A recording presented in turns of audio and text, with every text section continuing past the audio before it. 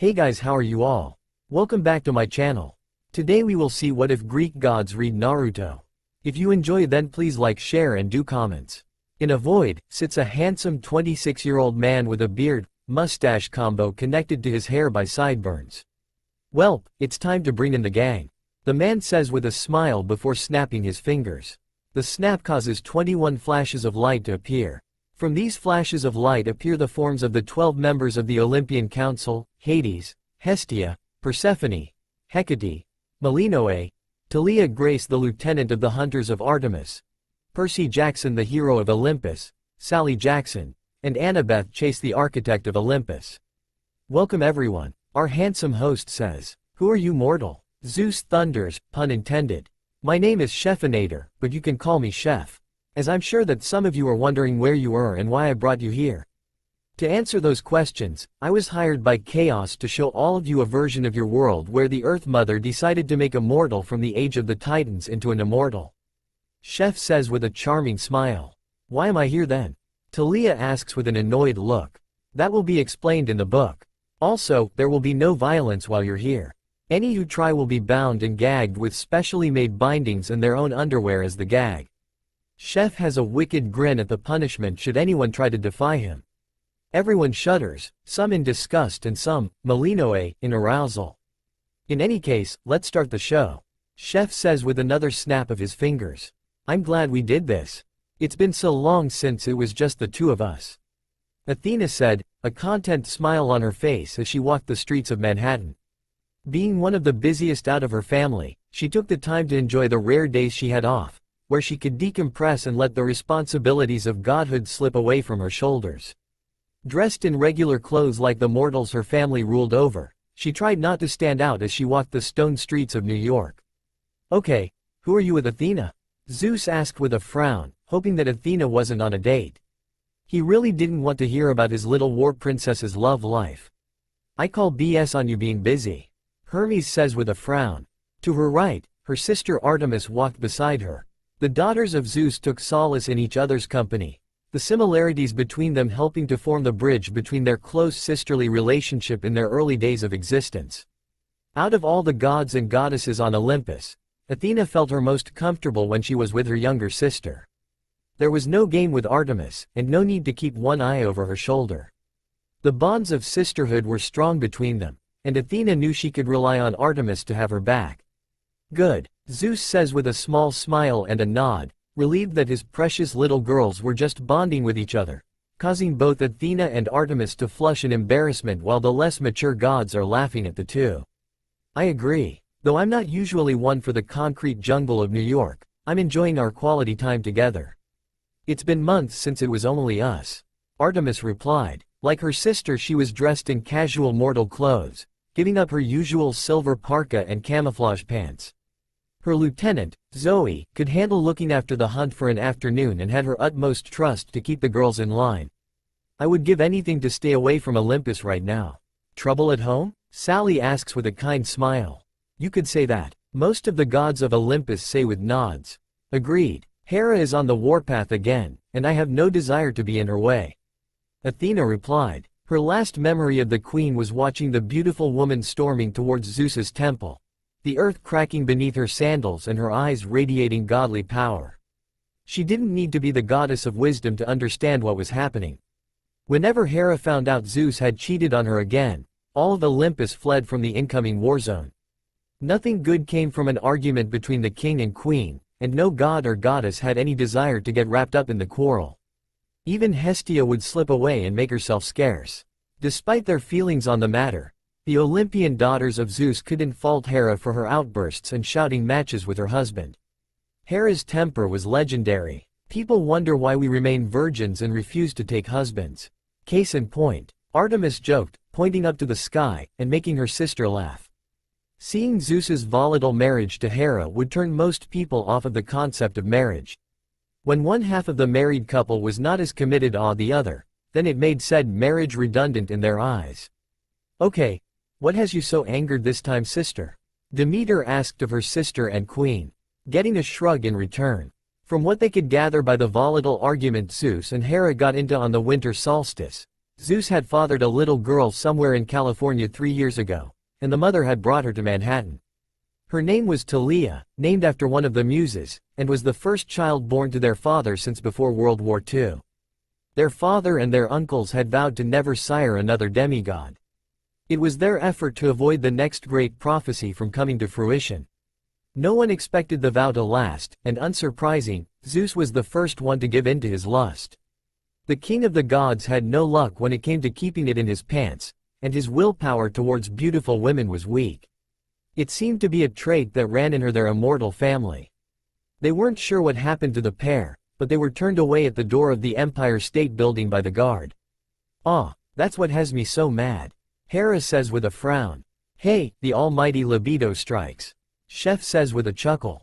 "Almighty libido?" Athena asks. "It's something I picked up from one of my fellow watchers of the various worlds you all are involved in that translates into Zeus's lust that all of his children have inherited. My fellow watcher used it in a series of one-shot stories where the main male character is the adopted son of the huntress, and no, he isn't a demigod but a clear-sighted mortal in the one-shots that led to a whole new world." Chef explains. "Will we see this world at some point?" Artemis asks. Chef just shrugs as even he doesn't know if they will or not. The chill of the December month nipped at their skin, though the feeling didn't bother the pair of goddesses as it did to mortals. They'd walk the streets for a couple of hours, conversing like they would with complete comfortability with each other. It was a couple of days after the winter solstice, and the mortal holiday Christmas had been days earlier. The streets were bustling with people, filled with mortals taking advantage of the post-Christmas deals. Mortals were very focused on having the latest product of just about anything and everything in today's era. They wondered if Aphrodite had something to do with that. They wouldn't put it past the goddess of love. "Why I never," HMPH, said goddess of love just pouts cutely at the accusation. "I don't know Dite, it certainly sounds like something you would do. Especially around Valentine's Day," Apollo says with a knowing smile on his face. Speaking of the goddess of love, the daughters of Zeus ensured they weren't followed by the daughter of Uranus, spreading their essence throughout the world, making it harder for anyone to locate them. Aphrodite had a habit of showing up in the middle of their sisterly days out, taking over completely and forcing them to go to the places she wanted to go and do the things she wanted to do. While Athena could tolerate being around Aphrodite, the day would usually end up with Artemis and Aphrodite getting in an argument. It would always start with Aphrodite throwing an offhanded comment her way, and Artemis taking it as an insult. On more than one occasion, Athena had to physically restrain the goddess of the moon, and call upon Hestia to take Aphrodite back to Olympus before the two goddesses went at it. "You both do act that way at times," Athena says with a groan while massaging her head to fight off phantom pains from migraines. Artemis and Aphrodite just look in opposite directions. In terms of fighting capabilities, Artemis was the superior fighter in every way and was one of Olympus's best fighters. However, Aphrodite could be deceptively cunning, and being the youngest daughter of Uranus, she boasted greater raw power than both of them. A battle between love and the moon could only result in utter chaos on a global scale. Which is true. That's why the two of you are forbidden from fighting. Zeus thunders, again pun intended, getting nods from the other gods and goddesses in attendance. The two goddesses of the moon and love just look away from each other with pouts on their faces. "I'm feeling hungry. We could see if it's safe to return to Olympus? I bet we could convince Aunt Hestia to whip us up something?" Artemis asked, a gleam in her eye. No one loved their aunt's cooking more than Artemis. Athena thought about it. "I could go for something, but let's stay in the city for now. I have no desire to run into Hera, or father. We'll be there for hours if they try to talk about their problems with us." "Agreed. Do you have anywhere in mind?" "Not particularly. Perhaps we could," Athena started, but stopped when something caught her eye. "What's that?" Artemis hummed, turning in the direction Athena was looking in. They were somewhere in the West Village, and her sister's attention was solely on the small building that stood on the corner of 90th Bedford Street. It looked like any other building in the West Village, but the front of the restaurant on the ground floor stood out next to the gray-colored stone. In particular, the front of the building was made mostly out of glass but was met by a bright orange frame and door that stood in the center of the building. An open sign hung behind the glass door, and across the frame sat the name of the establishment, the Fox's Den. Bleg, who would willingly paint something so hideously? Aphrodite was the one to voice what was on everyone's minds. Bawahahahahahahahahahahaha. Chef bursts out into laughter. That shade of orange is what the protagonist enjoys. The Fox's Den? I've never heard of such a place. Neither have I, and I know every building and store in New York like the back of my hand. It must be new. Athena said back, her curiosity piquing. Shall we? Artemis made a motion with her hand. Lead the way, sister. Lead she did, with the two goddesses making their way towards the Fox's Den, interest piquing their thoughts. Well, for Athena at least. Artemis, on the other hand, was just hungry. She felt like she could eat course after course right now. A bell went off when they walked through the door, a shroud of warmth blanketing over them and making the sisters hum in content. It was well lit and open and appeared bigger than either anticipated. Along the wall on the right were a couple of booths, while more than a dozen round tables with comfy-looking chairs scattered across the room and next to the windows. A counter stood at the side with a swinging door leading into another room behind it, with a glass cabinet sat next to it. Inside, Artemis spied cakes and other delicacies of all shapes lined up neatly in multiple rows. And most women believe that men think with their stomachs. Hecate says with a snort. Persephone and Melinoe follow her example. This causes Artemis to flush while sending a scathing look to her twin and her other brothers, minus Hephaestus who could care less. The smell of rich and freshly made pastries wafted through the room, accompanied by a mix of coffee and chocolate.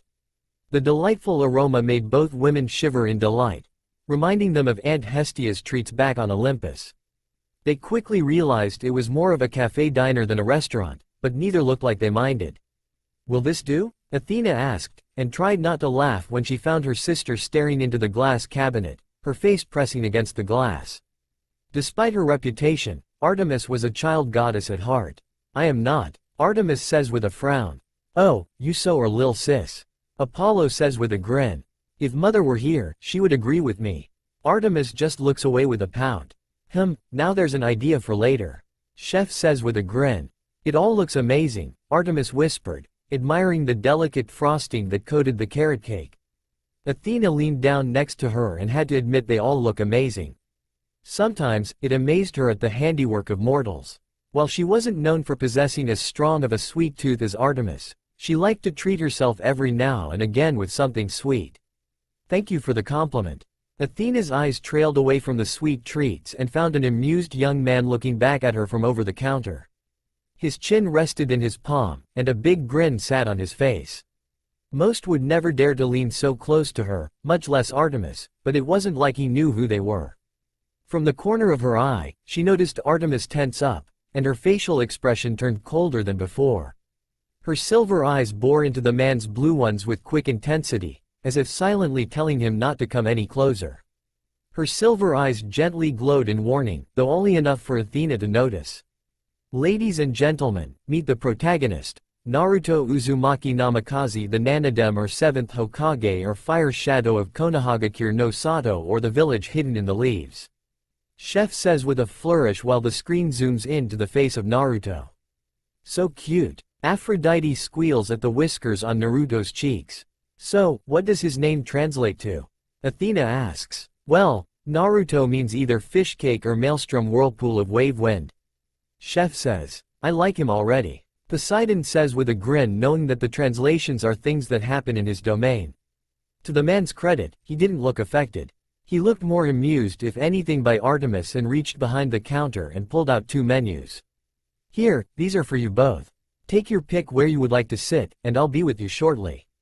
He straightened up, getting rid of the grin and giving the goddesses a polite smile in return.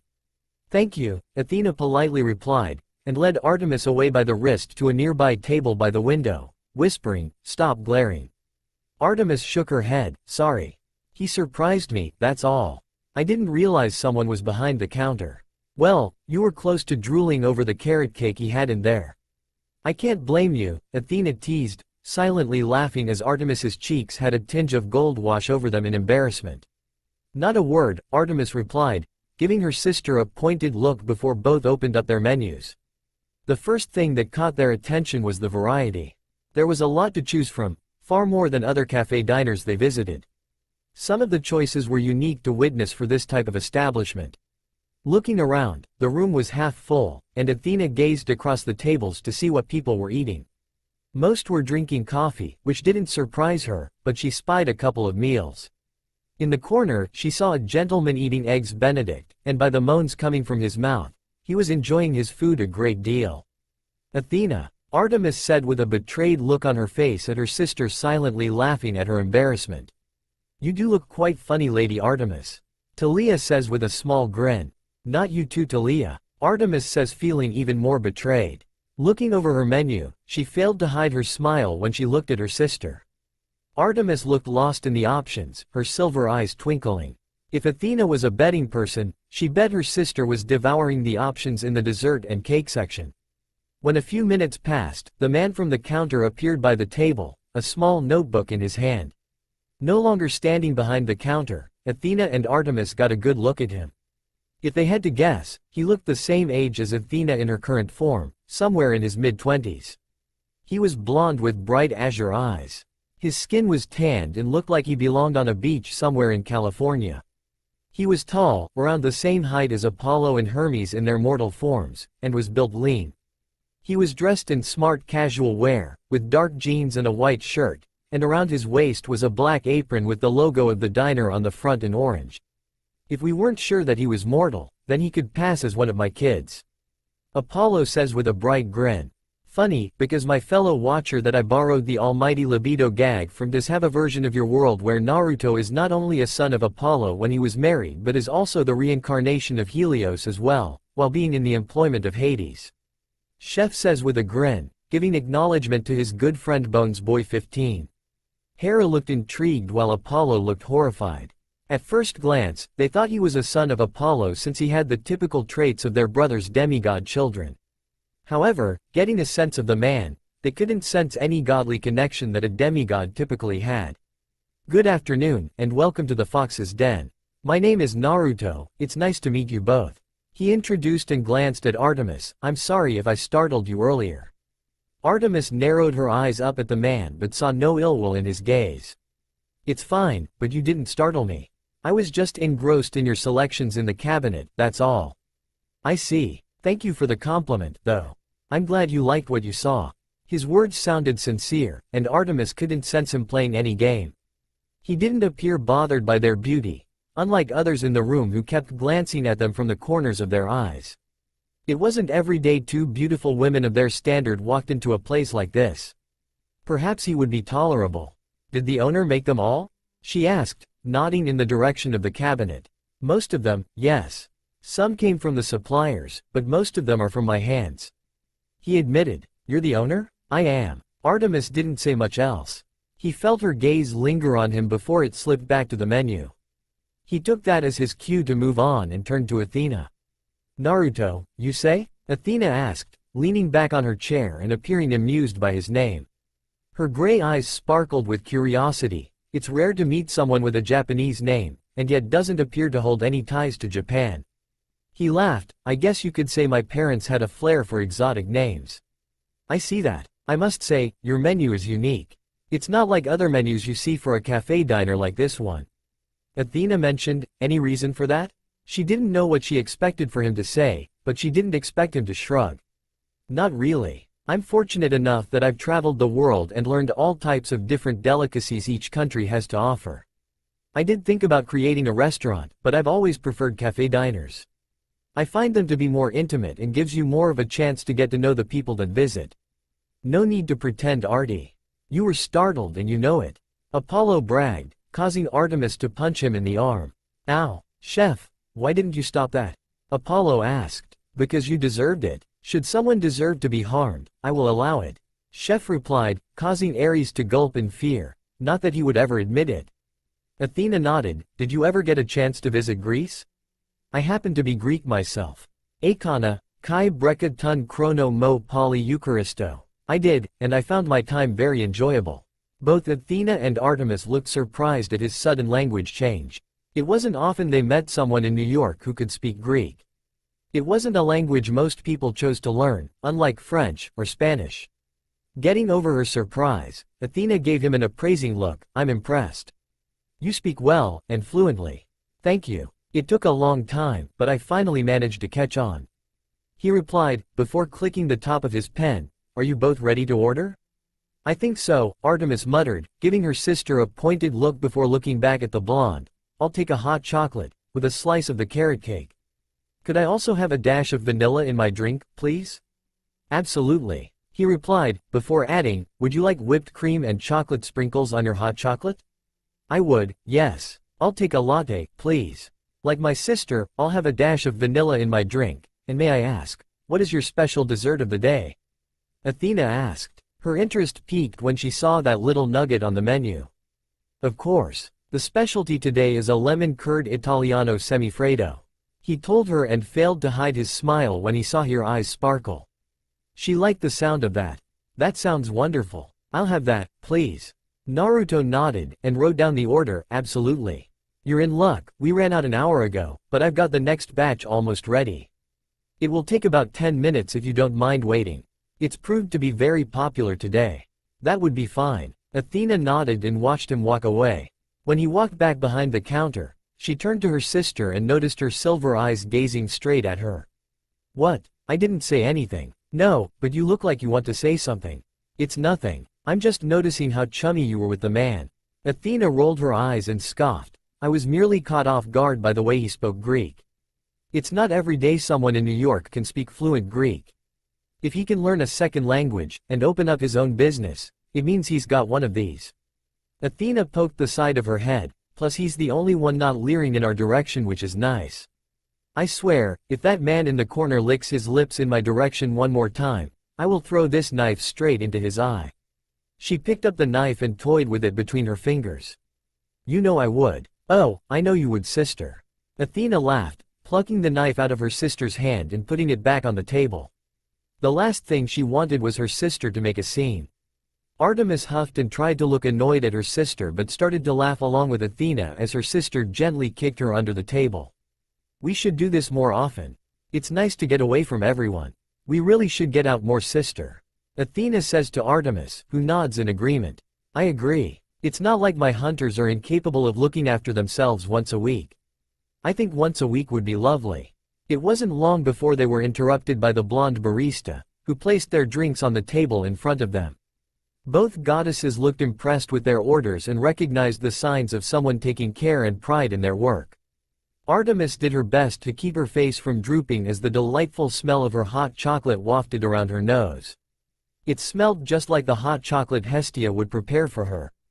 Athena had a similar expression on her face, wrapping her hand around the warm mug. When he placed Artemis's carrot cake in front of her, the goddess licked her lips, her sweet tooth craving for the treat. "You do have quite the sweet tooth, moonflower," Zeus says with a small smile towards his daughter, getting a flushed pout in return. Artemis just glares at her immature brothers and the goddess of love.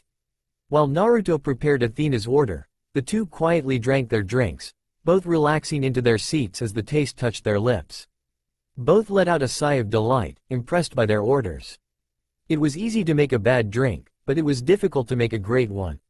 So far, they would the barista credit where credit was due. However, when Artemis had the first bite of her carrot cake, Athena couldn't help but giggle as her sister started demolishing the baked good. "Geez, Artie, you need to restrain yourself when around baked goods like carrot cake," Apollo says with a wince and smile, getting a glare from his twin. "Shut up, Apollo," Artemis retorts with a heated glare. "I take it the cake is good?" she asked, but didn't get an answer. Her sister was too engrossed with the cake to reply, her mouth was too full to form words. A thumbs up would suffice. When he returned, he was surprised to find both Artemis's mug empty and her plate void of any cake. "Wow, I guess you liked it, huh?" he said, before motioning to her nose. "You have a little something on your nose." It was whipped cream from her drink. Artemis's eyes widened and swiped at her nose with her palm. She stared at her sister with irritation, hissing, "I had whipped cream on my nose. Why didn't you tell me?" Athena laughed to herself. "I thought you'd realize eventually," she teased, before noticing the plate in his hand. "For me?" He nodded. "For you. I hope you enjoy. Let me know if I can get you anything else," he told them, and started to leave before he saw Artemis looking his way. "Can I get you another drink?" "Same again, please. Drink and cake." she said, making him smile and head back to the counter. She looked at her sister and noticed her looking down at the plate, her fork in hand. Artemis wasn't one to praise a mortal often, especially a male mortal. However, she had to admit the lemon curd Italiano semifreddo he made looked divine. It looked like something you'd find in high-class mortal society. Hell, it was something she imagined Hera serving at her temple. Well, aren't you going to try it? I agree with you, dear niece. Hera says, after seeing the lemon curd. Now I want some of that. Most of the goddesses say at the same time. I'll be sure to include when we take a break. Chef says with a smile. I want a burger then. Talia says, getting horrified looks from both Hera and Apollo. I want to, but I feel like it would be a shame to ruin it, Athena whispered, admiring the delicate work that must have come with making it. She was no incredible chef like Hestia, Hera, or grandmother Rhea, but Athena occasionally liked to dabble in the kitchen the mortal way. She found there was something therapeutic about cooking, and she understood why so many mortals took it upon themselves to learn. It must have taken him years of practice to achieve such quality of work. Baking, and cooking in general, is as much science as it is art. Hestia says with a smile, getting grins from the rest of her family as well. Science, Faye. Dionysus snorts, even though he has a smile as well.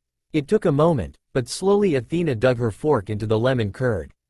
The texture was light and fluffy, and she watched it jiggle around as she brought it up to her mouth. Taking a bite, Artemis watched as Athena fell back against her chair, her rhythmic breathing making her sister lean forward in anticipation.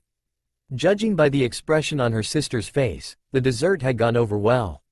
Her composed elder sister rarely let her cool visage slip, always retaining a mask of dignity that kept her true feelings behind closed doors. Not a word, Athena had to hiss out with a flushed face, while her immature brothers are laughing at her expense. Athena wasn't the kind of goddess that wore her feelings on her sleeve, but Artemis was one of the few that could see behind that visage. It was always a pleasant experience for the goddess of the moon to see her composed sister drop all pretenses and enjoy something for what it was. Then, out of nowhere, Athena let out a loud moan of delight that caught everyone's attention.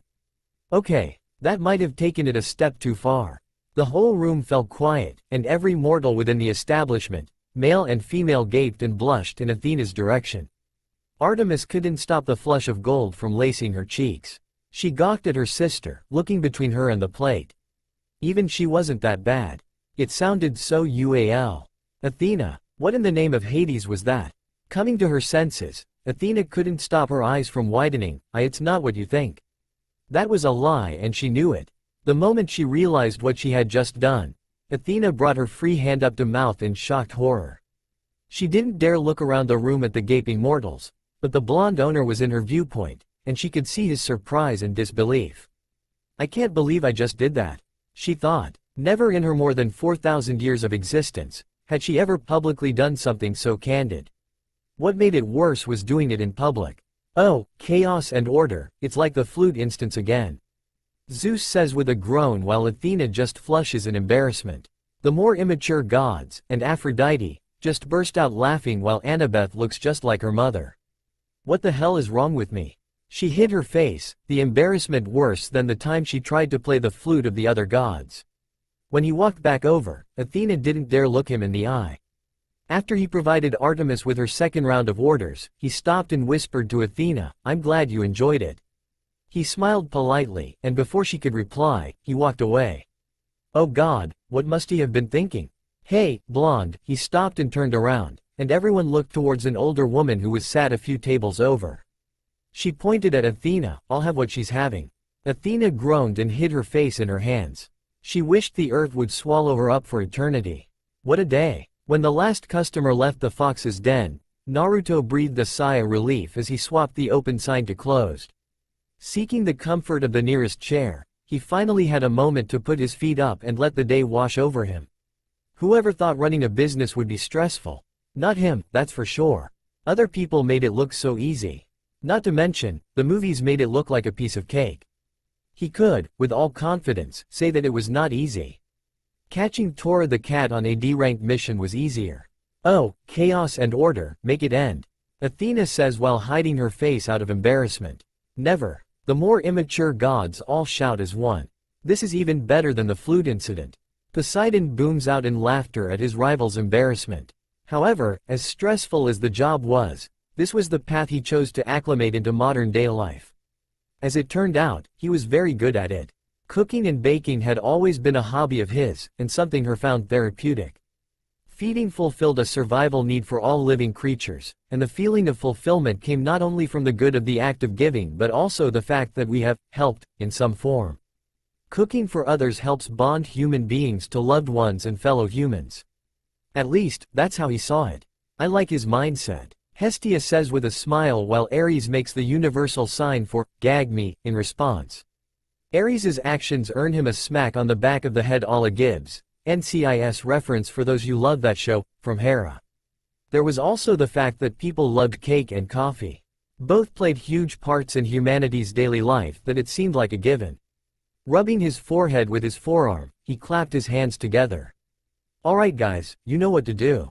The door that led to the kitchen in the back room swung open, and 3 of his shadow clones marched out in a single file, giving the original Naruto a salute as they started the evening's cleanup.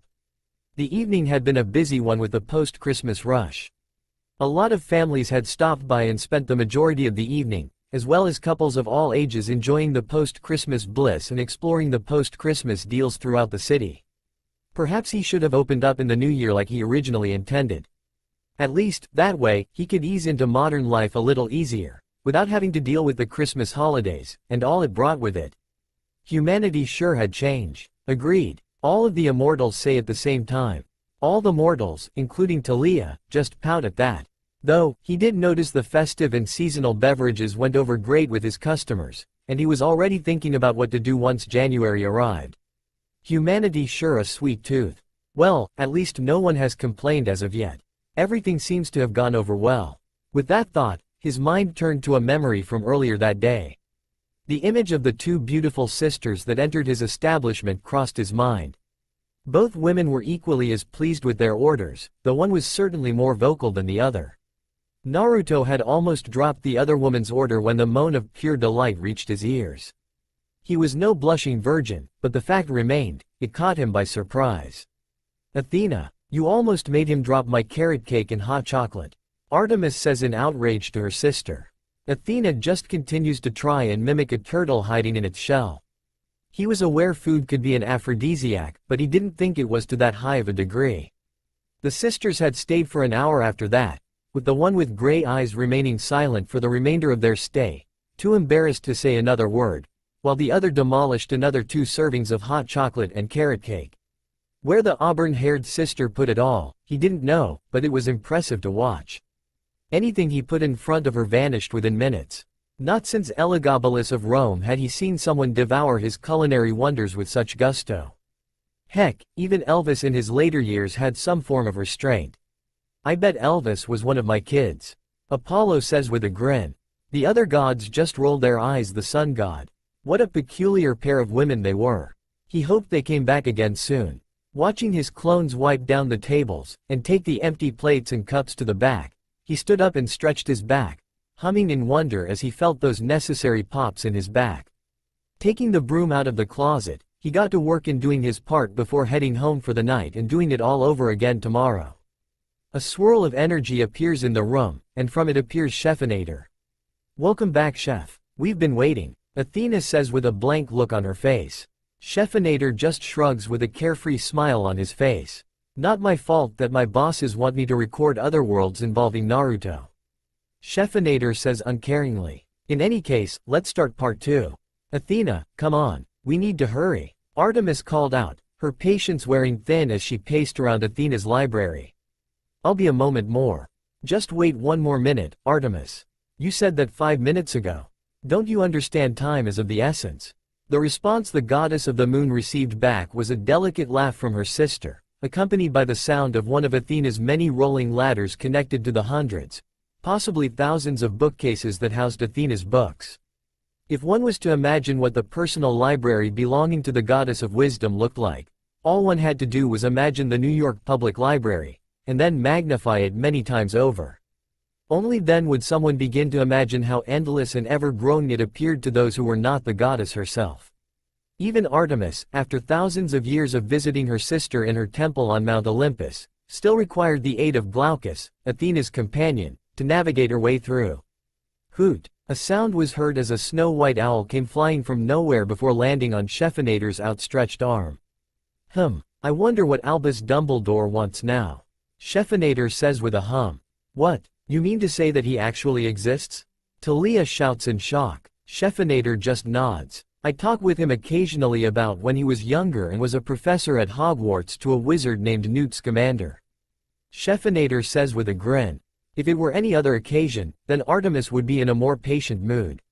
However, it had been 3 weeks since their last outing together, and Artemis had been counting down the minutes for their next trip to her new favorite, I fixed the spelling soul, spot in the city. Their plan to spend sisterly time together once a week hit a pair of road bumps called Zeus and Hera, with the two elder gods pulling them away the moment they returned from their last outing weeks ago. Neither Athena nor Artemis had much time to spare after that. If you two want to spend time together, then just say so. Zeus says with a small fond smile towards two of his many daughters. Hera just huffs at being called a road bump. When they weren't fulfilling their duties to their godly domains, they were on Olympus, aiding their aunts in playing peacekeeper between the king and queen. It was frustrating to no end, but neither could find the right opportunity to slip away without being noticed. Now, 3 weeks on, some form of normalcy was beginning to return. Although Zeus was still forbidden from entering Hera's temple, the queen had finally ceased in stirring up a shouting match with her husband. Both the king and queen of Olympus just blush at that while looking anywhere else to avoid the looks the others are giving the two. Chefonator just quietly chuckles at the duo's antics. In everyone's minds, the month of June couldn't come quick enough. Pacing within Athena's temple, the goddess of the moon knew why Athena was stalling. Her embarrassment from their first visit was still fresh in their minds, and Artemis was well aware her sister did not do well with embarrassing situations, especially when she was at the center of it. For what must have been the first time in her immortal life, Artemis was looking forward to delicious food that was made by a member of the opposite. Oh my, Leto says with a smile while Artemis just looks embarrassed. Mother, Artemis shouts with red, golden cheeks. Apollo is having a hard time holding in his laughter. Who knew miracles could happen? I swear to Hades, Athena, if you don't hurry up, I'm leaving without you. Don't you understand she could appear at any moment? She's done it before. Fine, I'm coming. True to her words, the sounds of Athena's rolling ladder grew louder, and the goddess of wisdom appeared on Artemis's right field of vision. She was standing on the mid-step, carrying half a dozen books tucked between her arms. To Artemis's relief, Athena was already dressed for their outing to the mortal world. Her dark hair neatly tied up in a high ponytail. Though it only took a click of their fingers to change their attire, the younger of the two goddesses wasn't willing to waste another second. I wonder who the two of you are talking about. Hestia says with a small smile. The two just look at each other then shrug as they don't know. When nobody, except Chefonator, is looking, the two send a discreet glare towards the goddess of love. I can finish these later. Let's go before you wear down my floor with your constant pacing. Athena had barely stepped off the ladder and discarded her books when she felt her sister grab a hold of her wrist and proceed to drag her out of her temple. Honestly, Artemis, I'm more than capable of walking by myself. Athena didn't get a response back. She quickened her pace, bringing her level with her younger sister and noticed her silver eyes darting between bookcases.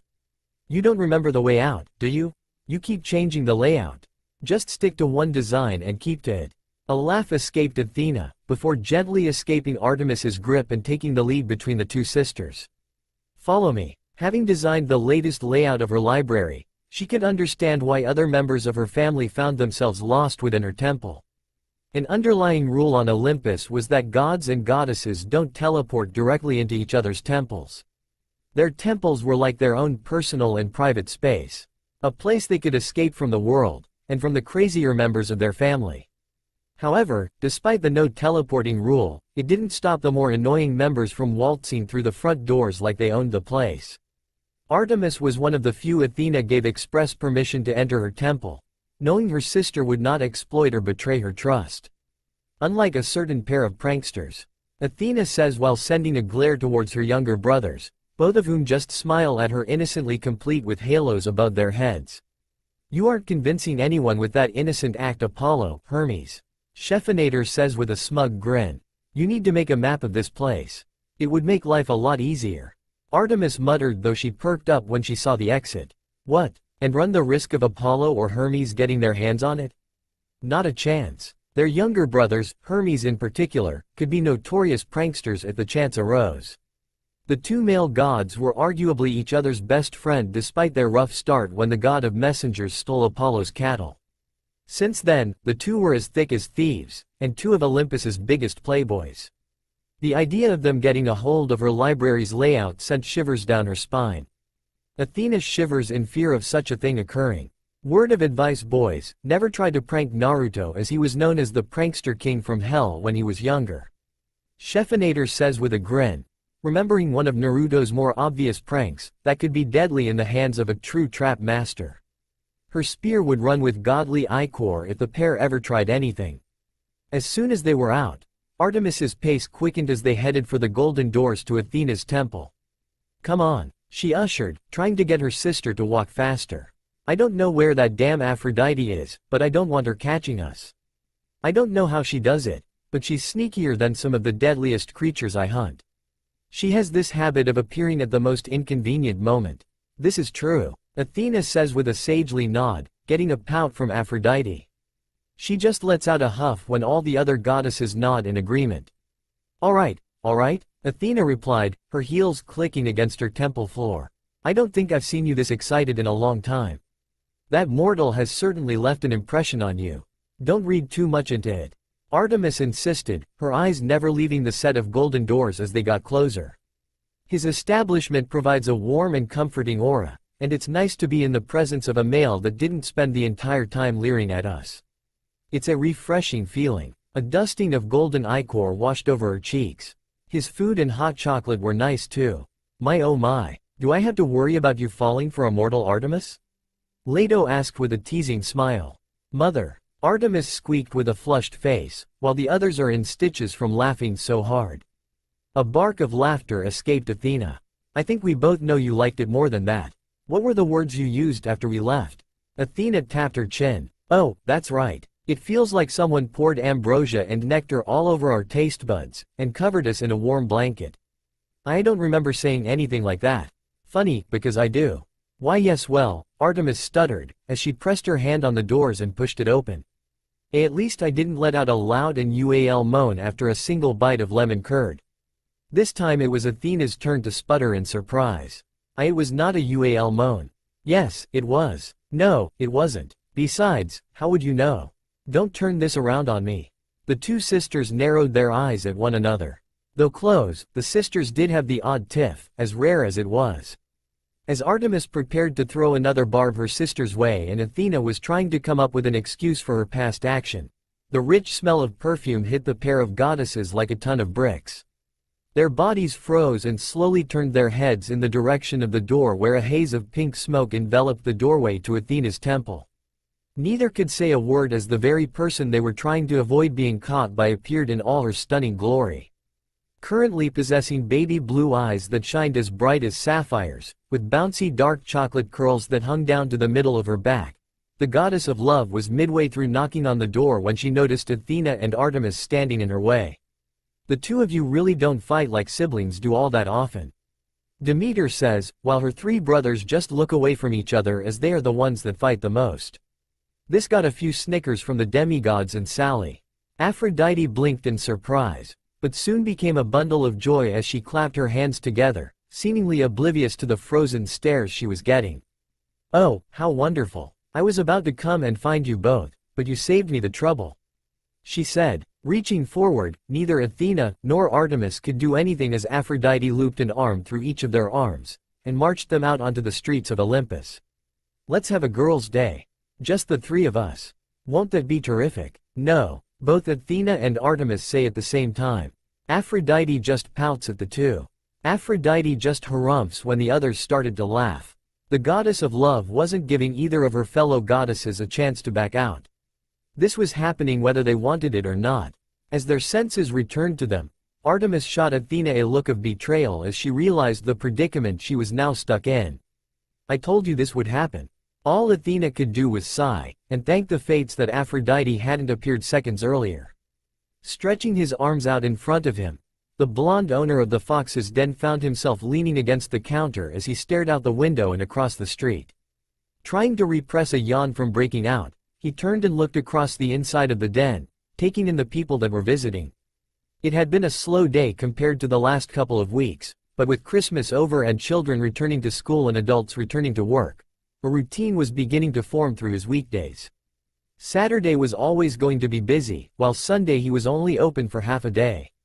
Even he needed a break and time to rest. Everyone had to nod at that. They all agreed that they did need time to rest, especially Hermes, who happens to be the busiest of all the gods and goddesses. You all can consider this your time to rest from your duties. Chefonator says with a grin, getting a thankful look from Hermes. Boy, the last hour is dragging. Right now, he was in the middle of the slow period. The afternoon rush during lunch had proven to be one of his busiest, I fixed the mistake soul, periods of the day. Some opting to stay in while others chose to take their food away with them and find a quiet spot to eat in solitude away from the bustling streets. It was a few minutes past 2, and the people slowly filtered out until the room was only a third of the way full. It wasn't that he wasn't enjoying the peace, but there was something about the pressure from the swarm of people all coming in at once that got his blood going. Under Pressure by Queen and David Bowie starts playing in the background. Chefonator just starts chuckling while the others are trying to figure out where the music is coming from. Apollo is the only one to look at Chefonator and came to the realization. Before Apollo can say anything, Chefonator just snaps his fingers, making a zipper replace Apollo's mouth that zips shut. In the back room, he knew his clones were hard at work. At least, that's what he was hoping anyway. Even after all this time, his clones still had a habit of doing things their way when they got antsy, but those moments had become few and far between. These days, they did as they were told, and he was thankful for it. Noticing a hand waving at him from one of the tables next to the window, he smiled and walked over with his notepad and pen in his apron pocket. "Another black coffee for you, ma'am?" he asked, watching as the young blonde woman stared down at the papers spread out on the table. From what he gathered, the young woman was in the middle of her training to become a teacher. Math, if he remembered right. She'd come in 2 hours ago, during the lunchtime rush, and had yet to leave. Every time he looked her way, he found the woman biting down on her pencil, leaving tiny grooves in the wood. It looked like she was preparing for an exam if the papers were anything to go by, with notes and scribbles covering the blank spaces. That poor pencil, Athena says with a frown. The rest of her family just rolled their eyes. Even Sally and the demigods roll their eyes as well.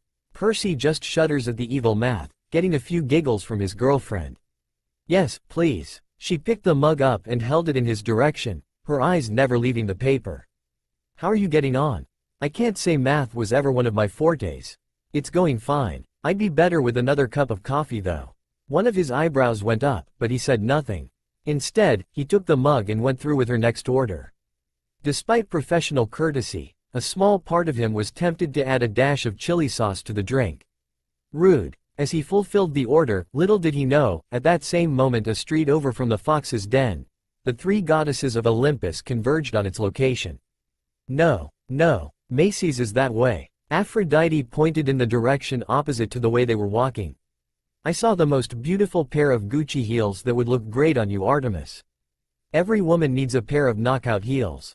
Why couldn't Artemis understand that everything she was trying to do was ultimately for the betterment of the moon goddess? "Let me help you." "Pass," Artemis says with a scowl. "Besides, such a thing is my job." Leto says with a frown directed at the goddess of love, who wilted under the Titan's gaze. "Mother," Artemis squeaked again, with a deeper shade to her flushed face. Leto just giggles at her embarrassed daughter, taking joy out of her child's suffering as all parents do with their kids. Biting back a curse, Artemis pulled the struggling love goddess along the pavement. "And I told you, I don't need a stupid pair of heels. I'll take a pair of sandals or combat boots at any time of the week. Besides, Athena and I already made plans before you stuck your nose in." "But we no. Then, how no." Sighing, Athena turned and looked at the annoyed expressions on both goddesses' faces, though each for different reasons. "Aphrodite, you don't have to stay. You can go, and Artemis and I will continue our day without you." Huffing in annoyance, Aphrodite yanked her arms out of Artemis's grip and crossed them against her chest. A pout appeared on her face, but she knew there was nothing she could do to change her fellow Olympians' minds. Fine, but this place had better be as good as you're making it out to be. It will be. It better. Aphrodite watched as Athena and Artemis both suddenly stopped and stared up, coercing her to do the same. When she did, she found herself looking at the most sickly shade of orange she could imagine, with a name written across it. The Fox's Den? She turned her attention back to the two goddesses. This is where you wanted to go. If you want to go to a cafe, I know a great little place in Paris. It's a terrace cafe at the western end of the Ile de Lade site. No, this will do fine. Athena retorted, not allowing Aphrodite to usurp their day off. Before Aphrodite could reply, Athena cut her off. Aphrodite, trust me when I say you're going to like it here. Opening the door, Athena eagerly walked inside, the bell ringing off and followed closely by Artemis, whose tongue was poking between her lips when she spied the cakes through the window. Realizing it wasn't going her way no matter what, Aphrodite relented and followed after them. Fine then, she hoped it would be worth it. The second she stepped through the doors, negative thoughts melted away as a wave of warmth covered her body like a warm comforter, and the rich smell of chocolate and coffee enveloped her senses. The delightful aroma forced Aphrodite to stop in her tracks, and take a moment to bask in the glow she was feeling. Her eyes hovered across the room, taking everything in from the shade of the walls to the fixtures hanging from the ceiling. You really look cute when you have your tongue out, Artemis. Leto teases, getting a shout from her daughter. Everyone else just laughs at Artemis's embarrassment. Oh, how quaint. She clapped her hands together, eliciting an eye roll from Artemis, though Athena seemed pleased at the reaction. It smells divine in here. I can see why you wanted to come here. Skipping forward, she mimicked Artemis's actions from the first visit and pressed her dainty hands against the glass cabinet. These look delicious. Proving her point, she licked her lips and tapped her fingers on the glass. As Olympus's leading authority on anything relating to chocolate and sweets, she was enjoying what she saw and smelled. Those eclairs looked to die for. Oui, Aphrodite says with a giggle and fluttering eyelashes. The others just rolled their eyes at the antics of the goddess of love. Ares has to suppress a groan while Hephaestus just looked thoughtful. Welcome back, the three heard. Looking over the counter, Aphrodite found herself locking eyes with another pair of bright blue eyes as Naruto reappeared after returning from the back room. He wiped his brow and smiled at the three women, and nodded his head towards Aphrodite. And you brought a friend? It's nice to meet you. Hello, handsome. Athena and Artemis's decision didn't seem like a bad one anymore. She understood why they were so eager. She would be too if he was the one serving them. Blonde hair and blue eyes. Tall and lean. Nice complexion and works in a cute cafe. Mama likes. The goddess of wisdom smiled at the blonde, ignoring the looks Aphrodite was giving the owner, and watched as he gathered three menus from behind the counter. To Aphrodite's surprise, even Artemis wore the tiniest smile on her face. Gone was the usual cold or indifferent mask she'd seen her fellow goddess wear when in the presence of a male mortal. What in the world? It's nice to see you again, Naruto, Athena said, accepting one of the menus as he held them out to the three goddesses. Not wanting Aphrodite to be aware of her nerves on returning to the establishment, Athena buried those feelings away and behaved as she typically would. We hope to come again sooner, but responsibilities tend to get in the way. You know how it goes. I sure do, and don't worry about it. He waved it off. Your table from before is free if you want it. Or would you like to sit elsewhere? Scanning the room, it was Artemis that spoke. May we take a booth? She pointed to the back of the room, where all the booths were currently available. Sure, make yourselves at home. I'll be over in a couple of minutes. Thank you. Heading towards the table, the trio of goddesses weaved their way through the interior, ignoring the stares they were receiving from the other patrons. Aphrodite couldn't help but give a wink to a cute-looking man sitting on his own close to the restroom and giggled when he nearly choked on his drink. Slipping into one of the available booths, Artemis claimed one side, while Athena and Aphrodite shared the other. Mama likes indeed, Aphrodite says with a tittering giggle. Both Ares and Hephaestus just glare at the image and Aphrodite respectively. Hera just groans while shaking her head. Where did I go wrong with these two? Hera thought to herself. I think I'm beginning to see why you girls like it here. Aphrodite said, making herself comfortable and slipping off her jacket, revealing a snow-white cardigan that showed off her perfect form and curves. The owner is a bit of a hunk, don't you think? Neither Athena nor Artemis replied, and soon, Aphrodite found herself holding back a giggle, amused at how serious they looked as they read the menu. "You do look pretty cute when you are serious, Artemis," Leto says, getting yet another embarrassed shout from the moon goddess. The others are just as amused at the pair of sisters. "What are you thinking, Artemis? Carrot cake again?" Artemis shook her head. "I'm not sure. It was heavenly last time, but I feel like I should try one of the others." "Red velvet, maybe?" There was too many to choose. "That's a good one. Though, it would be hard to beat Aunt Hestia's red velvet cake from 7 years ago during the summer solstice." "That's what I was thinking, but I'm tempted. I think I'll pick a hot chocolate again, though." Artemis looked up from her menu, her silver eyes staring into Athena's gray ones. "Are you going with the lemon curd again?" Aphrodite noticed the thick gulp by the goddess of wisdom and watched her bring the menu up close to her face. "And no, not this time. Besides, that was a special of the day. I doubt you will have it again. I might go for something a little different." Watching the back and forth, Aphrodite's lips formed a tiny O shape, listening to her fellow goddesses converse. She wanted to know what the fuss was all about. They talk as if it's the best thing in the world. Like many of Olympus's goddesses, Aphrodite had wined and dined in the finest establishments humanity had to offer. Whether it was the high society life of the rich and famous in Hollywood, New York, Paris, or London, and being catered to by the best chefs that ever lived, Aphrodite couldn't understand why Athena and Artemis were getting lost in the menu the way they were. Surely it wasn't that good? It was just a cafe diner in the middle of West Village. They weren't even on the Upper East Side. Not to mention no one in the wood could compete with the delicious delicacies that Hestia, Hera and Mother Rhea were known to create. This is true. The gods and goddesses, minus Hestia and Hera, all say at the same time. The two goddesses mentioned just flush in embarrassment and beam in pride respectively. It just wasn't possible. Opening up her menu, she scanned through the first page before her eyes widened. Wow, look at that menu. There was so much to choose. Her favorite cafe in Paris didn't have a menu anything close to this. Oh, today was going to be a good day. The table fell silent, each goddess finding themselves as wrapped up in what to choose as the other. Beneath the table, all three tapped their shoes against the hardwood floor as the choices ran through their minds. None of the three Olympians looked at each other, their eyes glued to the options. Athena had her eyes narrowed, Artemis was eagerly licking her lips, and Aphrodite was busy biting a nail. "My perfect manicure," Aphrodite screams in horror. The others just wince at their ears bleeding while Chefinator doesn't look affected, as he has Bluetooth earbuds in to listen to Weird Al Yankovic at the moment. What to choose? As expected, after a couple of minutes passed, all three felt Naruto appear by their table, his notebook and pen in hand and giving them all his trademark smile. "Thanks for waiting. Are the three of you ready to order?" Looking around the table, the blonde owner turned to Athena, deciding to start with her. Straightening her back, Athena cleared her throat. "I believe so." She looked at the pair and saw them nod, though Artemis still looked a tad unsure. "I'll take a latte please, though instead of vanilla, may I have a dash of cinnamon this time?" She watched him nod his head and write the order down. "And I remember seeing someone with eggs Benedict the last time I was here." "I'll have one of those, please."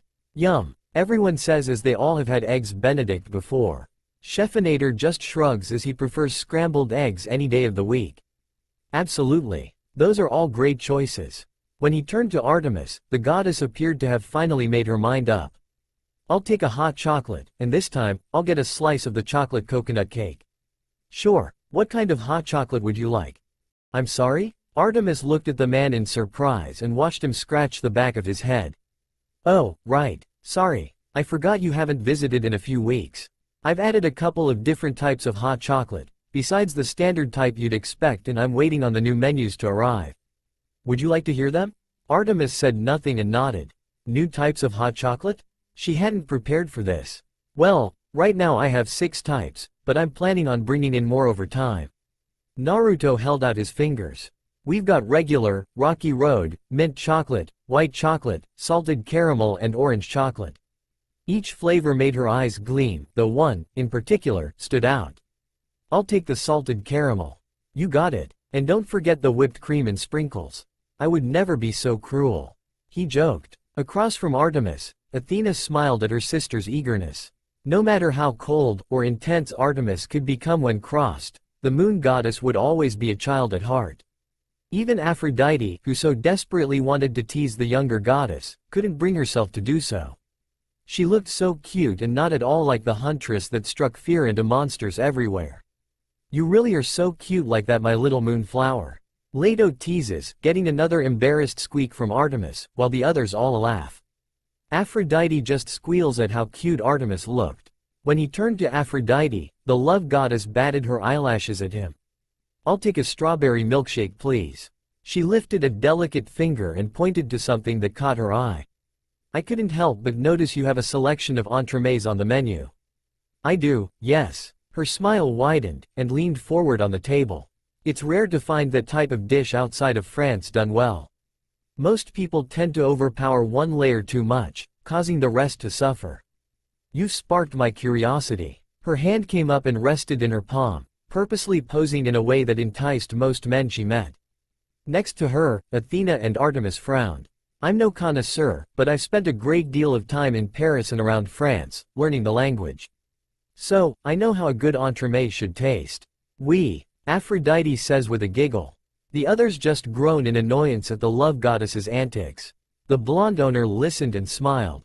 If it helps you in making a decision, then you should know I learned how to make entremets during my time in Paris. Aphrodite's eyes shined at that piece of information. Take your pick, and I'll make it my duty to knock your heels off. Very well, challenge accepted. Winking up at him, she briefly looked across the selection before making up her mind. That one. The apple spice one, please. Good choice. After he finished noting the orders down, he bowed his head to the three ladies, though he kept his eyes on the love goddess. Je reviendrai avec vos commandes sous peu. I will return with your orders shortly. A short gasp escaped from Aphrodite's lips as she watched him walk away. Before long, it was replaced by a smirk and gleam in her eyes that her fellow Olympians had seen one too many times. You didn't say he spoke French. This mortal got better and better by the second. Athena looked equally as surprised. I didn't know, though he does speak Greek, and he did say he'd traveled around the world. Perhaps I should have foreseen the possibility that he could speak numerous languages by that information alone. Athena leaned back against her seat, ignoring Aphrodite's surprise, and watching him from the corner of her eye. He's a very surprising mortal. It had been some time since a mortal had piqued her interest in such a way. That was one more thing she could say that she liked about the blonde. Being the god of messengers, I can speak from experience in the fact that I can speak multiple languages. Hermes says with a proud, smug grin. Nerd, Ares says between coughs. He might be the only male mortal I can tolerate. Artemis added, before narrowing her eyes at the love goddess. Which is why I forbid you from trying to take him to your bed. What? Hey, you can't do that. Aphrodite whined, leaning forward and stared directly at the younger goddess. Besides, who's to say I would? Next to her, Athena scoffed. Don't think we don't recognize that gleam in your eyes, Aphrodite. We know how you operate. She warned, stealing her gray eyes. And I concur with Artemis. Don't get any funny ideas. Who I bring to my bed is my business. Not yours. Well, I like coming here, so I'm making it my business. Why don't you stick to your Girl Scouts, Artie? Why don't you stop corrupting every tolerable male out there? Maybe you'll notice more of them if you spoke first, and shot an arrow later. How about you close your legs for once, instead of acting like a 24/7 7-Eleven? Kick. Artemis's eyes widened, before leveling the love goddess with a glare. Did you just kick me? In response, Aphrodite did the grown-up thing and stuck her tongue out at the moon goddess. Alright, that's it. Kicking the love goddess back in return, the two women spent the next couple of minutes kicking and stamping each other's legs, with each swing getting harder and more creative than the last. It would have been a comical sight watching the two beautiful goddesses squabbling if Athena hadn't manipulated the mist around them. To the eyes of the mortals around them, all they saw seeing was the three women conversing casually.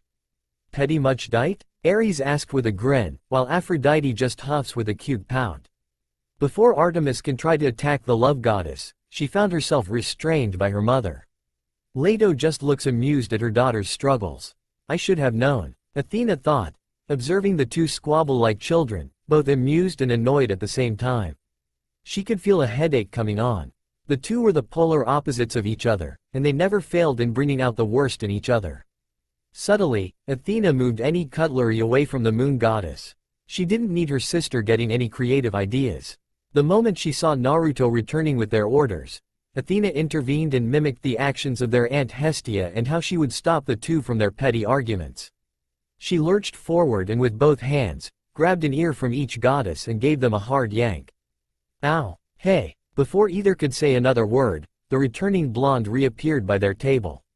Here you go, ladies. Enjoy. Placing their drinks in front of them, he followed up the action with Artemis's and Athena's food, and turned to Aphrodite. Your order will be right out in a moment. Thanks, she replied, rubbing her ear and shooting a glare at Athena, who was smiling her thanks at Naruto. Once the pain in her ear passed, Aphrodite found herself gripping the straw of her milkshake. As she hoped, it was in a tall glass with whipped cream and rainbow sprinkles coating the top of the drink, and a small strawberry delicately placed on the rim. It smelled divine. Looking around the table, she found herself looking in amazement as Athena sunk into her seat, her latte cupped in one hand while the other held her fork. She looked completely and utterly at peace as she took a bite of her eggs Benedict. It was an expression she rarely saw from Athena, barring the occasions the goddesses of Olympus would commune around Hestia's hearth. Across from her, the annoyance slipped away from her occasional rival goddess, whose silver eyes lit up like a child on Christmas morning. Watching Artemis, she had to hold back a laugh as a mustache made of whipped cream coated her top lip, while her hand brought up a piece of her coconut cake, which looked incredible.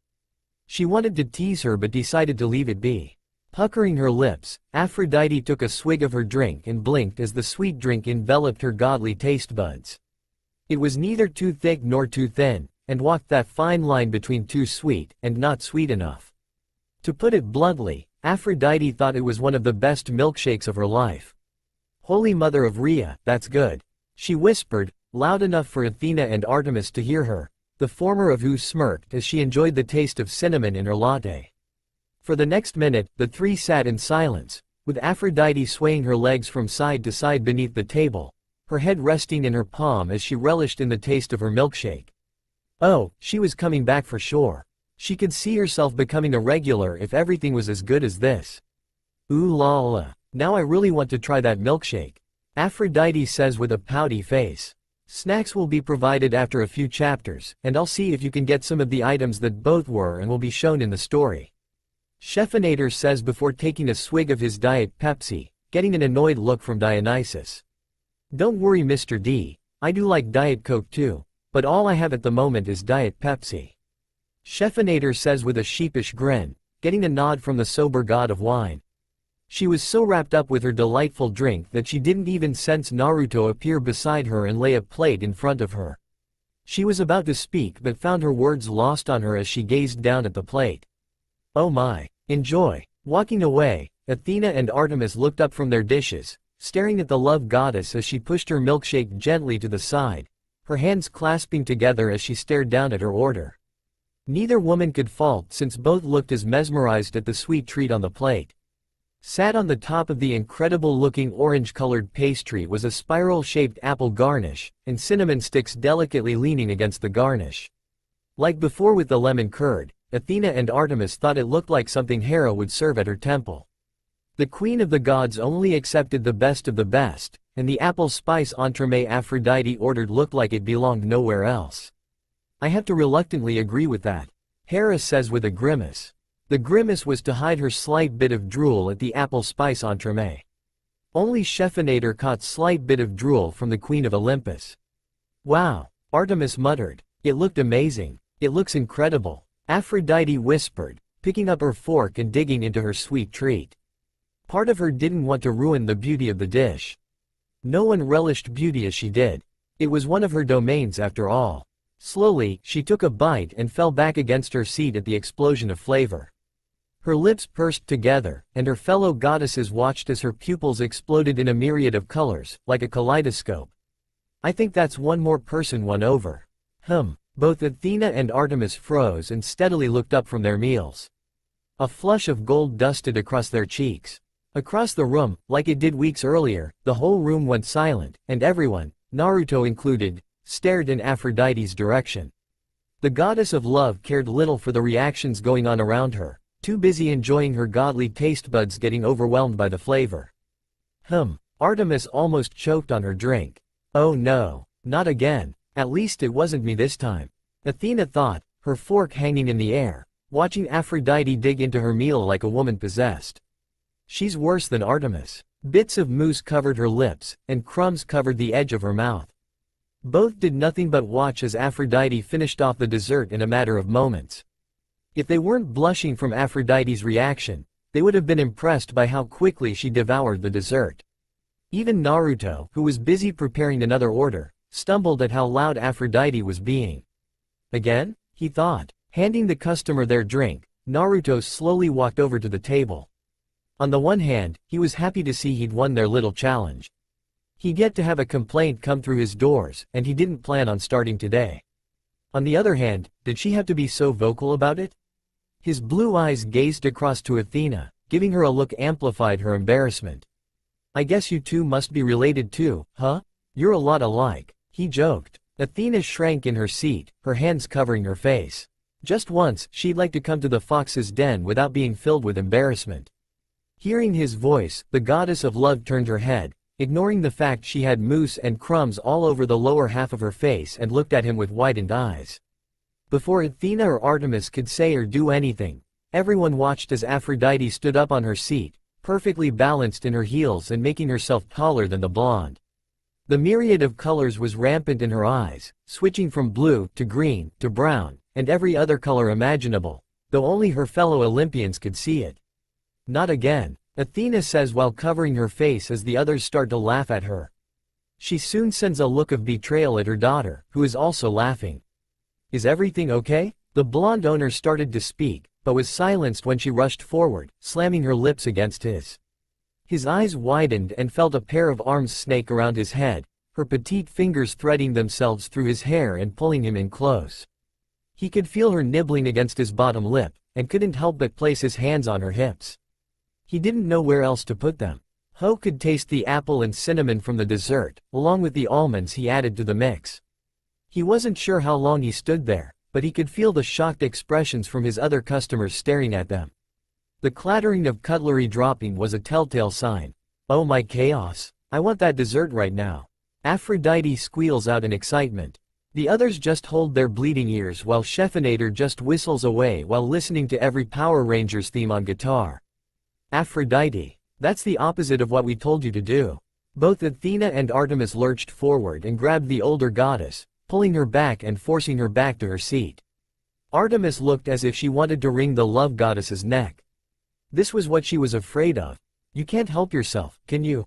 Artemis hissed. Athena glared at the back of Aphrodite's head.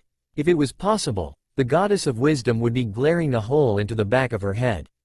Their anger only intensified when Aphrodite started giggling. She batted her eyelashes his way and blew him a kiss. Say thank you like a normal person. Don't worry ladies, I'm sure he didn't mind. She continued to giggle, ignoring the fact that Artemis looked ready to combust. She wished she had her hunting knives with her. Slowly, her giggling ceased, and the blonde owner watched as she mouthed. Merci pour le régal. Thank you for the treat. She sent a wink his way too. The surprised Naruto stood there staring at the three women, his free hand coming up and touching his lips. He could feel the sensation of her lips still on his, her tongue begging to wrestle with his. Tasting past the dessert, he detected a hint of honeysuckle and had a feeling there were smears of the woman's pink lipstick on his face. How long has it been since that happened? He honestly couldn't remember. Behind him, the bell to the fox's den rang, and Naruto took that as his cue to turn around and leave, ignoring the woman's resumed giggling. He weaved his way through the tables and chairs, ignoring the stares sent his way, and returned to his spot behind the counter, trying to control the blush on his face. Welcome to the fox's den. Good morning. Rounding the corner, he sniffled when the fox's den came into sight with its bright orange frame standing out amongst the dull colors of the other buildings. Didn't people understand if they wanted to attract the attention of people passing by? Then what better way was there than using the brightest shade of the best color in the world? If nothing else, it would cause people to stop and look. You know, he does have a point to that. Hephaestus says with a grumble. The others gods with businesses and even Sally nod in agreement. Digging into his pockets and pulling out a key, he quickly entered the fox's den and locked the door behind him. Switching the lights on, he could still detect the lingering scent of chocolate and coffee from the day before. Shaking the cold away, he eyed up the coffee machine to warm him up as he removed his coat and hung it up in his office, which was nothing more than a little hole in the wall room where he could keep all the legal stuff and keep the computer. Always best to keep all the legal documents someplace safe in case they're needed. Athena says with a nod. The others, Hermes especially, groan at how disorganized they are. Crossing his fingers, he called out his trademark jutsu, shadow clone jutsu. 24 Narutos appeared in front of him, falling into 3 lines of 8 and offered the original a quick-fingered salute. Alright, you all know the drill. The list of what we need to make this morning will be on the countertop.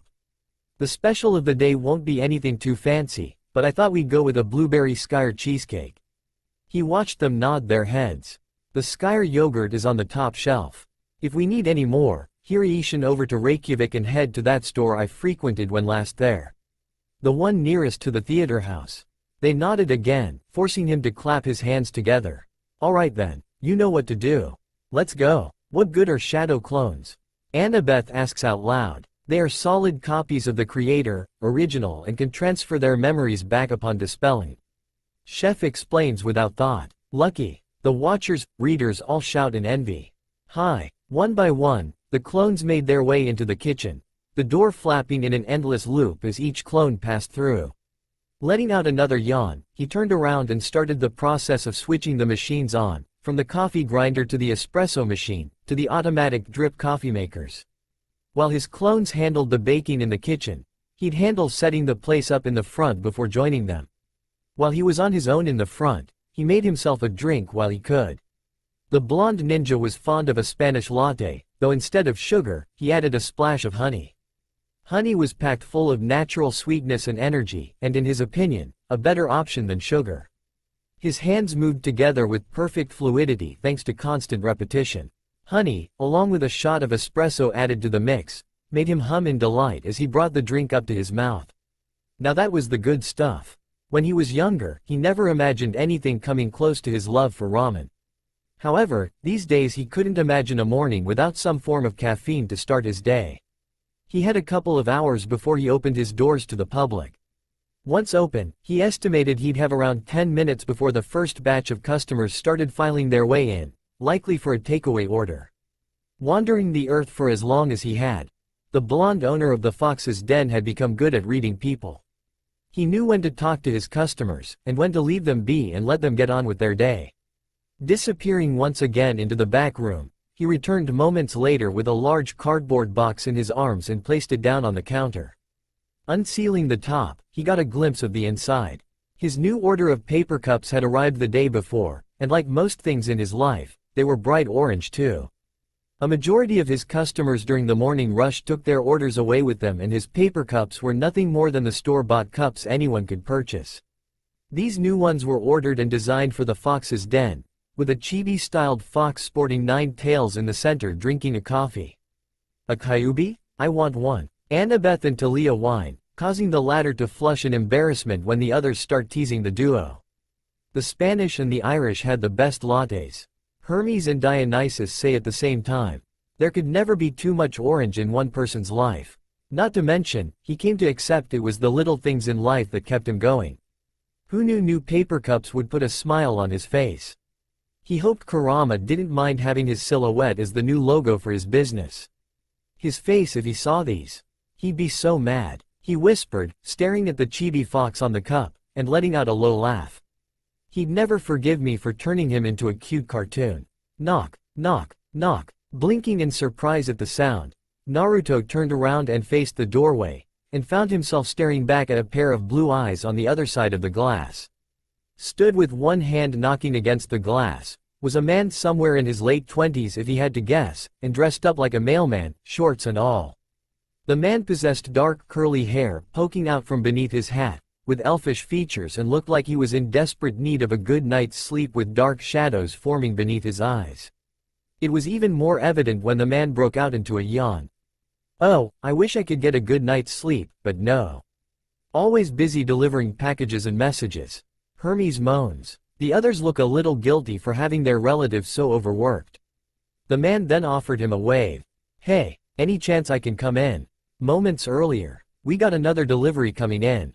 It looks like another set of packages have come in for Janus. He's requesting it for delivery at 8 a.m. sharp. Hermes heard, and noticed the heads of George and Martha come to life and turning to look at him. A loud ping followed after, and Hermes couldn't stop the groan from leaving his mouth as he watched Janus's name popped up on the itinerary. As was his every day, the god of messengers, travelers, thieves and a whole array of other domains found himself piled high with his usual responsibilities and duties. None of his Olympian brothers had ever worked the kind of hours he worked regularly. Apollo, in particular, as much as he loved his best friend and older brother, was going through his lazy season. The god of the sun worked little during the winter season, hence why the days were short and the nights long, much to the ire of his twin sister. The sun god spent his time slacking off when he should have been fulfilling his godly duties and wooing beautiful mortals and bringing them to his bed. You are lazy during the winter season, Apollo. Artemis says with an angry frown, getting a nervous smile from her twin. Get Apollo an alarm clock that plays the worst type of music to get him going during the winter. Chef says, getting an evil grin from both Artemis and Leto while Apollo looks horrified. We just left New Rome an hour ago. What is Janus ordering this time? As much as Hermes wanted to do the same, his godly domains were some of the most time-consuming with the world today and left little room for him to enjoy the pleasures that came with modern society. Back in the day, it was his duty to watch over the travelers and merchants as they went on their long and arduous journeys across Greece and deliver the messages from the sky to the sea and the underworld. As one of the few gods who had permission to cross into the domains of his father and his uncles, it made his position on Olympus all the more important. I miss the old days. At least then I could actually rest more than now. Hermes says with a sigh. The other Olympians start to feel bad about their son, stepson, nephew, brother and his plight. These days, his domains that humanity fell under became so varied thanks to society adapting and growing as whole, that he became the busiest Olympian out of his whole family. One positive though was that out of all the gods, Hermes felt he was the one who had the best understanding of mortals, thanks to all the time spent mingling with them. The only ones that came close were Athena and Artemis. How do you figure that? Athena was the one to ask. You spend time at historical monuments, locations and at various colleges and Artemis has her hunters. Hermes retorts, getting nods from the two goddesses. With today's developments, his immortal family was keeping him busier than ever. Athena and Aphrodite even had the gall to have him deliver their demigods to their mortal parents, moments after their birth. You'd think that was something that needed a face-to-face conversation, but apparently, he was wrong. I thought that the god of the west wind delivered your children to their mortal parents? Annabeth asked her mother. It differs from each version of the multiverse. In some, it's Zephyr the fire steed, in some, it's Zephyrus the god of the west wind, and in others, it's Hermes as the god of messengers. Chef explains for the demi-goddess of wisdom. On the rare occasion when he didn't have to work, he often found himself stealing a page out of Apollo's book, spending the night with a woman. There was honestly no better stress relief than a good old-fashioned rumble and tumble in the bedroom, which often led to the birth of his demigod children. Speaking of his demigod children, Hermes felt a flicker of his essence pulsate a few days back somewhere out in California. It was a feeling he'd felt many times before when his demigod children were born.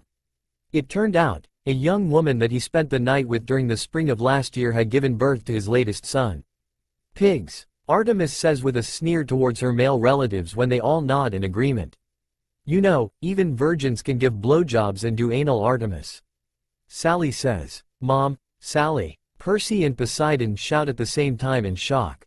She speaks the truth. Aphrodite says with a tittering giggle at the horrified look that the three virgin goddesses have. If it wasn't for his hectic schedule and the laws Olympus followed, he would visit his children as often as he could. As it was, the best he could do was watch over them, and their mothers from afar and offer them aid when he could. Eyeing up the two snakes that wrapped themselves around his famous caduceus, the two let out a low hiss as they looked over the list of deliveries he kept on the monitor at all times. Looks like he ordered seasons 3 and 4 of CSI, Crime Scene Investigation on DVD. What? He could have just snapped his fingers and made them appear if he wanted them so bad. Throwing his hands in the air, the son of Zeus glared at the monitor. I swear to Hades, that damn border god is doing this on purpose. Just order from Amazon, not me. We got another order coming in. This time from Dionysus. Hermes rolled his eyes. No, no, no. I know what that drunk is trying to get a hold of. He leaned forward and deleted the incoming order with a click of his fingers. Grabbing his notepad, he wrote down a short message for the god of wine, before clicking his fingers and sending it off to the wine god's residence at Camp Half-Blood. Ever since Dionysus made the mistake of chasing after a nymph that Zeus declared off limits, he'd been forced to remain sober and not touch any source of wine for 100 years, as well as run Camp Half-Blood. His punishment made his younger brother miserable. God of wine is right, as all he does is wine. Chef says with a snicker, getting laughs from the other more immature gods, minus the god of wine himself.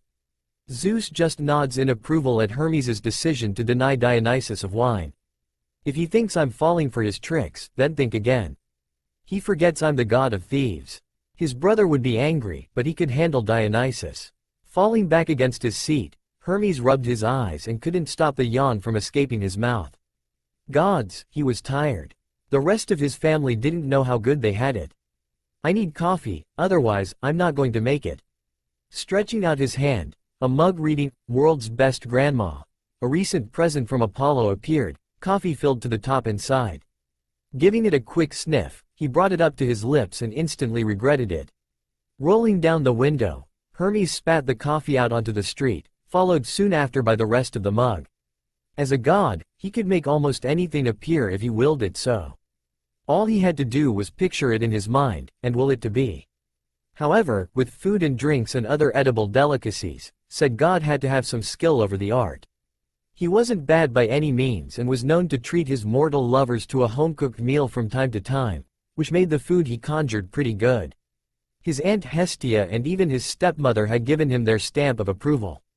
Yet, for some reason unbeknownst to him, Hermes could never make a decent cup of coffee. It was the most ridiculous thing. No matter how hard he tried, the Olympian could not crack the code after years of practicing.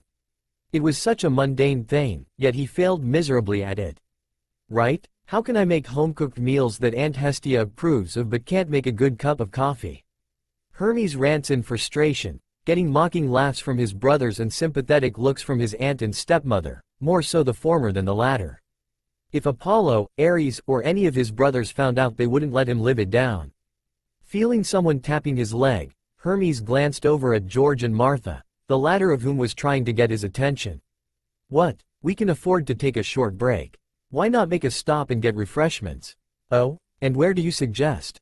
He watched as the two snakes turned to look at each other, whisper something to one another, before turning back to look at him. How about that place up the street? Hermes blinked. Place up the street? He leaned forward and squinted his eyes. It took him a moment to realize what George and Martha were trying to point out. Up the road, not even a minute walk, he spotted a light on in one of the nearby windows. Despite Apollo not yet flying his chariot through the sky, streetlights were enough to show off the orange frame that wrapped around the front of the store. We already are doing that, Herm. Apollo said with a laugh, with Ares, Hephaestus, and Dionysus laughing as well. Hermes just pouts while getting sympathetic pats on the back from Hestia. The Fox's Den? He read, before tapping his chin. Why does that sound familiar?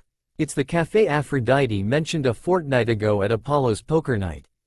George hissed, as realization lit up his face.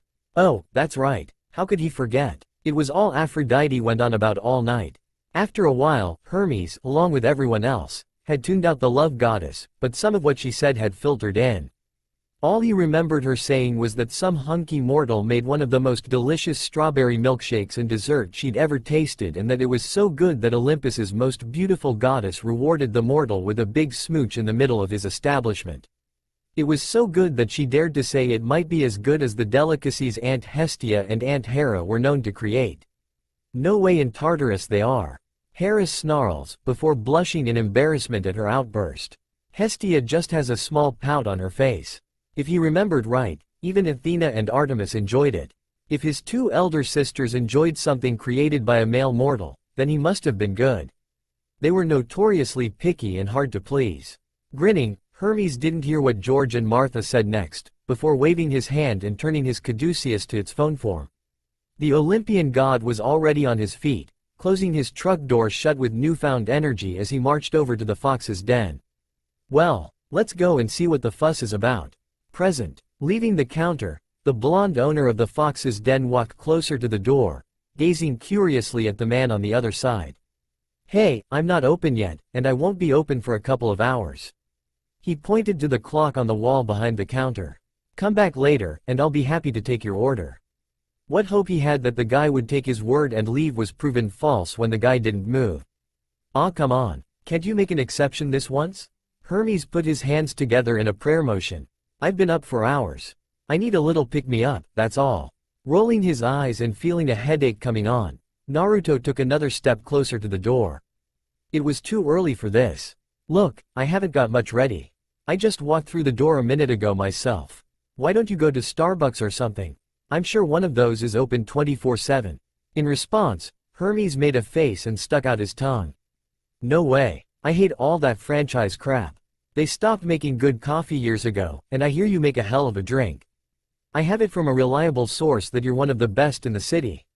Oh, who's this reliable source? One of his regular customers maybe? He wondered if one of those food critics stopped by. He thought he saw one stop by a week ago, taking notes on a little notepad and looking very up themselves. Every order sent his way, Naruto put a little bit of extra care into, resulting in the guy leaving with the biggest smile on his face. It was a good feeling watching his customers leave with big smiles on their faces. I can see Hera being a food critic. Poseidon whispers to Hades, getting a smirk from the Lord of the Underworld. Hera glared at her two brothers almost like she had heard what was said. Hoping to get an answer, the blonde received a wagging finger in return instead. That would be telling. I could never give up my reliable sources, but no, they had nothing but glowing reviews about this place you have. Frowning, Naruto was about to speak, before he got cut off. You're here, and the machines are on. He pointed to the coffee machine behind the blonde and pointed to the coffee that was in Naruto's hands. Come on, help a fella out. Scratching the back of his head, Naruto looked to and from the mailman and his machines, before letting out a reluctant sigh. Taking a deep breath, he ignored the dark-haired man making a fist in the air, and unlocked the door. No funny business. Got it? Giving the man a stern look, he watched as the mailman threw his hands up in the air. Don't worry, I come in peace and all that good stuff. Cross my heart. He made a little motion with his hands over his chest. I'll be gone before you know it. Right. Rubbing his eyes and looking at the man suspiciously, Naruto gave a short nod and led Hermes to the counter. His gut was telling him this guy was trouble. Something about the guy screamed prankster.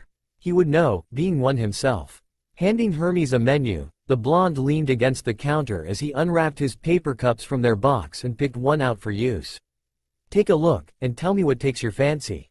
I'll let you know if it's currently available or not. He has you pegged, little bro. Apollo says with a snicker. He's a prankster himself? Hermes says with a wide grin. You got it. Naruto made a motion, and poked his head through the door leading to the kitchen, giving his clones a subtle sign not to come out. He didn't need a mailman catching his clones at work, nor did he want to explain why there were dozens of himself. Nice place you have here. Thanks, the blonde replied. How long have you been open? Not long, the blonde admitted. About 2 months. I opened up before the Christmas period started. Kept me busy and gave this place the boost it needed, but it got crazy busy and hectic some days. I sometimes wondered if I made a mistake. Hermes nodded. I bet. Christmas is always the worst when you're in our line of work. Delivering goods to the people of the world in whatever form that takes. Glancing across the menu, Hermes whistled, an appraising and dubious look on his face. Wow, Aphrodite wasn't kidding when she said this menu was varied. There's something of everything in here. The Olympian would admit he wasn't one to visit cafes often. They were more his sister's kind of thing or his aunt's. Like his brothers, he preferred bars or nightclubs since he picked up most of his hookups from them, though he enjoyed an occasional beer or two to go with the night. I need something to keep me awake for the rest of the day.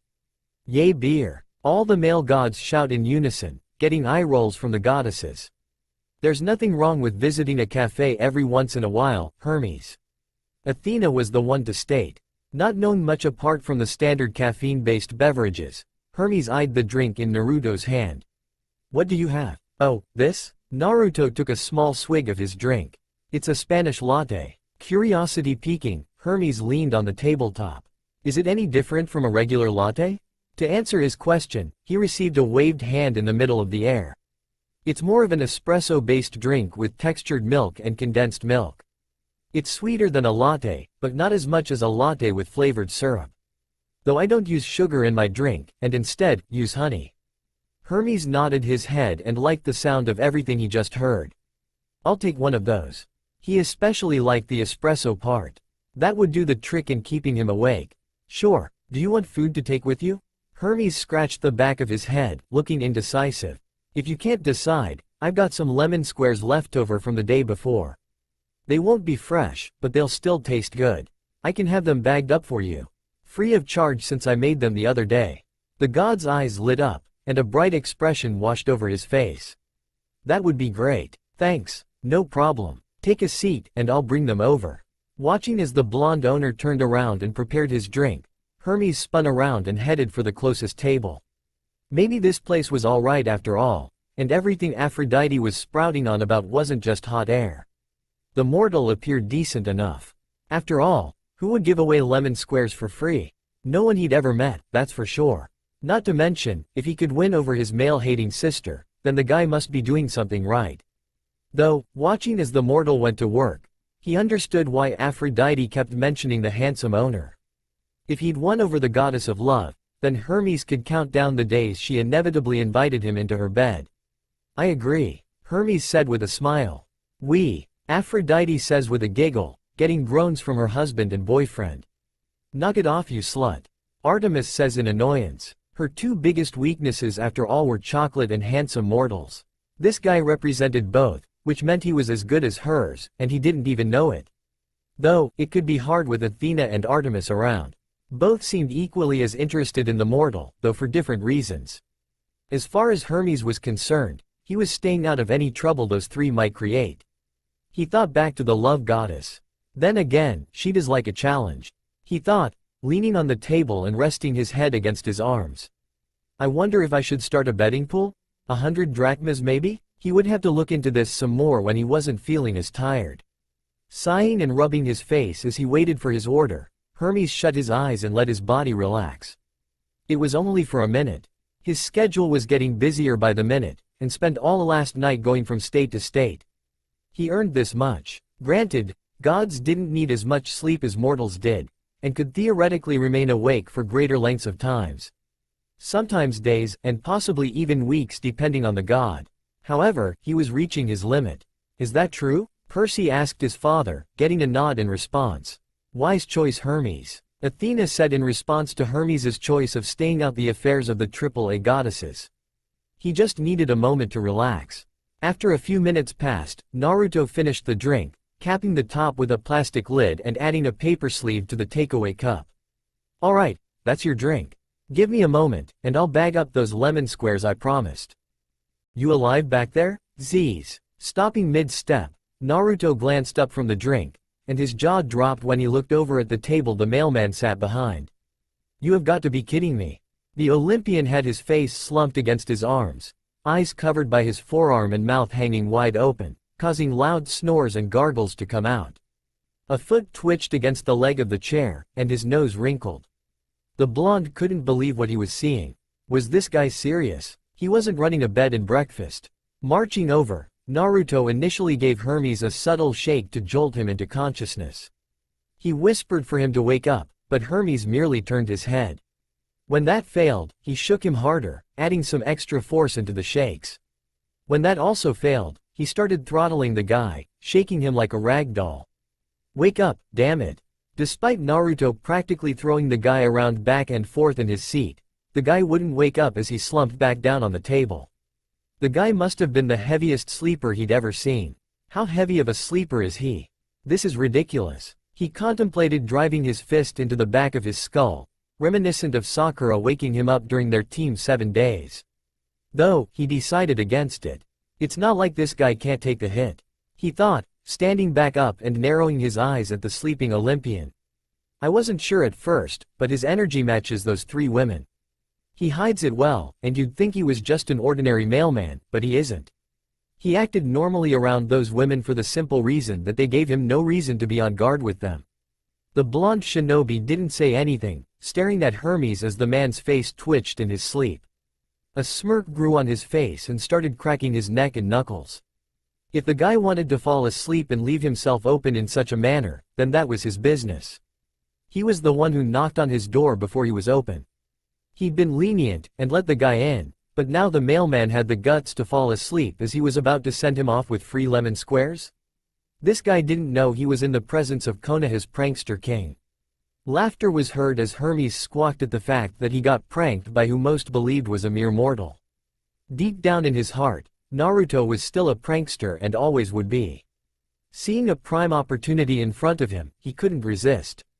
It got him thinking, when was the last time he pulled a prank on someone? Surely it wasn't as long as he was picturing. Over a decade maybe? Either way, he needed to shake the rust from his mind. He wasn't sure how long he had, but he wasn't going to let this chance slip his grasp. Buddy, you don't understand what kind of a mistake you've made. 20 minutes later, Naruto stifled a laugh as he looked at his handiwork. With more time, he could have created something more elaborate, but sadly he had to make use of his more childish side. Gods, he felt like a teenager from the modern world, laughing at something so mundane and perfectly natural. Teenagers found the silliest of things funny these days, but once again, humor was one of the many things that changed over the years. It was all jokes and penis references these days. Oh well, at least, this will teach him. Blame this pig for that. Artemis sneered at her twin, but still smirked at the prank of drawing a penis of Hermes' face. The other, more childish, gods all laugh as well while Hermes was again squawking. Creating one more clone, he watched as the clone moved behind the sleeping god, crouched down and extended his index and middle fingers until they were inches away from Hermes' derriere. A subtle nod from the original made the clone whisper, lightning style, two-finger jolt.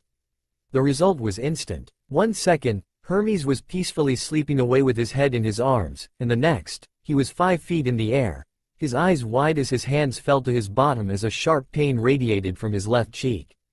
The clone quickly disappeared as Hermes landed on his feet. Hey, you're awake, Hermes heard, turning around and facing the counter, where the original Naruto was waiting with a drink in one hand and a paper bag in the other. You were really out of it. I tried to wake you, but you're one of the heaviest sleepers I've ever seen. I wondered if you died for a moment. Wah, I fell asleep? The god rubbed his eyes, blinking the sleep out of them. When his eyes landed on the clock behind the counter, he went as pale as a ghost. Wait a minute, how long have I been asleep? About 20 minutes, maybe 25. Oh, no, no, no. Hermes ran a hand through his hair while the other grabbed his phone out of his pocket. He scrolled through his delivery list and felt his earlier stress return with a vengeance. There was half a dozen more orders, and they were all over the world. This was going to take him all morning and into the afternoon. I'm so screwed. As he headed for the door in a half-jog, a cough caught his attention. Naruto stood looking at him with a knowing look, shaking the paper and bag at him. Aren't you forgetting something? Oh, right. Running back and taking his order, Hermes placed some mortal money on the table for the drink before bolting and throwing the door open. Thanks again. As sudden as he appeared, the god of messengers disappeared. As soon as the door shut behind him, the blonde ninja's calm facade broke and started to chuckle to himself. I wonder how long it will take for him to notice, he thought. On his own once more, he clapped his hands together. Alright, let's get this place ready. Olympus. Okay, something funny is going on here. Hermes thought as he walked the cobbled streets of Mount Olympus. Frowning, he watched as another pair of nymphs often found grazing around the foothills of Olympus sauntered off, erupting into a fit of giggles and hushed tones when they saw him.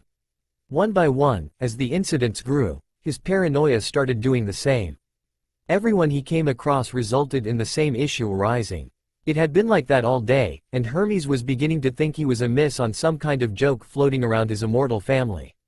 Every delivery stop since this morning, no matter who it was, would either start with them laughing at him or forcing themselves to look away as he handed them their delivery. Even George and Martha, whenever he was inside his chariot truck, would look away from him. Ha! Even the snakes are silently laughing at you, Herm. Apollo says with a guffaw. Even Hades has a small smirk on his face. He could have sworn he heard them laughing underneath their hisses. Truth be told, he cared little about his companions after his Spanish latte. He could still taste the delicious remnants of his drink on his lips. The Olympian almost crashed his chariot truck when he brought it up to his mouth for the first time. Not to mention, the lemon squares were heavenly that his eyes nearly rolled into the back of his head. Oh, he understood the appeal after his cup was empty and his bag of lemon squares became substantially lighter. It was damn good. Hermes just groans with his head in his hands as his family still made fun of him. Even the demigods and mortal joined in on the merriment. No, it was better than good. It was amazing. It was no wonder his sisters and the love goddess were taken with the little cafe the way they were. He would be going back in the future, and this time at a reasonable time. It could be a good place to pick up beautiful women too. Desiring nothing more than the rest he deservedly earned, he headed in the direction of his temple, located on the eastern side of Olympus. As he closed in on his home, Hermes spied a cloaked figure coming from the opposite direction. His smile grew, as the scent of toasted marshmallows and wood smoke danced around his nose and grew stronger the closer the figure got. There was only one person on Olympus who carried that delicious scent. Aunt Hestia. Hestia, the eldest of the gods and the firstborn child of Kronos and Rhea, was every bit as beautiful as her two younger sisters, carrying the sweet demeanor that earned her the love and respect from every resident on Olympus. Truthfully, she was desired by many on Olympus, and history had shown the suitors that offered them to her beauty. However, all were turned away, as Hestia remained true to her vow. Woe to any man who dared force themselves upon the goddess of the hearth, and would find themselves sent into the eternal darkness within Tartarus. This is true. The big three all mutter as one with dark looks that scream overprotectiveness, getting shivers from all the other males, except Chef. Hello, her. Her voice broke halfway through his name, her eyes marginally widening. Oh dear. Huh? Hermes, dear. His aunt's face softened, though a hint of annoyance laced her voice. Have you been spending time with Ares again? Or did you run into Enyo? He shook his head. Not recently. I just got home from deliveries. He hadn't seen Ares all week. The god of war had disappeared off into the mortal world with Aphrodite again, likely on one of their so-called getaways, and the pair likely wouldn't be back for another week or so. Enyo, on the other hand, hadn't been seen in years. His wayward older sister didn't visit much, primarily due to the estrangement between her and her parents. I see. Hermes watched as a mirror was conjured in his aunt's hand. Have you looked in the mirror recently? Shaking his head, his aunt held the mirror up to his face, and Hermes couldn't stop his jaw from dropping. What the hell? A choked gasp erupted from his body and caught himself leaning closer to the mirror, his hand reaching up and touching his forehead. Aunt Hestia. Yes, Hermes? Why is there a penis drawn on my face? His aunt's smile never faltered. I don't know, Hermes. I was hoping you would fill me in. I'm equally as confused as you are. Hermes got a sense his good-natured aunt was trying her best not to laugh at his current predicament. The way the edges of her mouth twitched and the way her idle hand tugged at the hems of her sleeves were a telltale sign. It wasn't hard for the Olympian to determine who defaced his face. There was only one moment in the day where he could say he was unaware of his surroundings.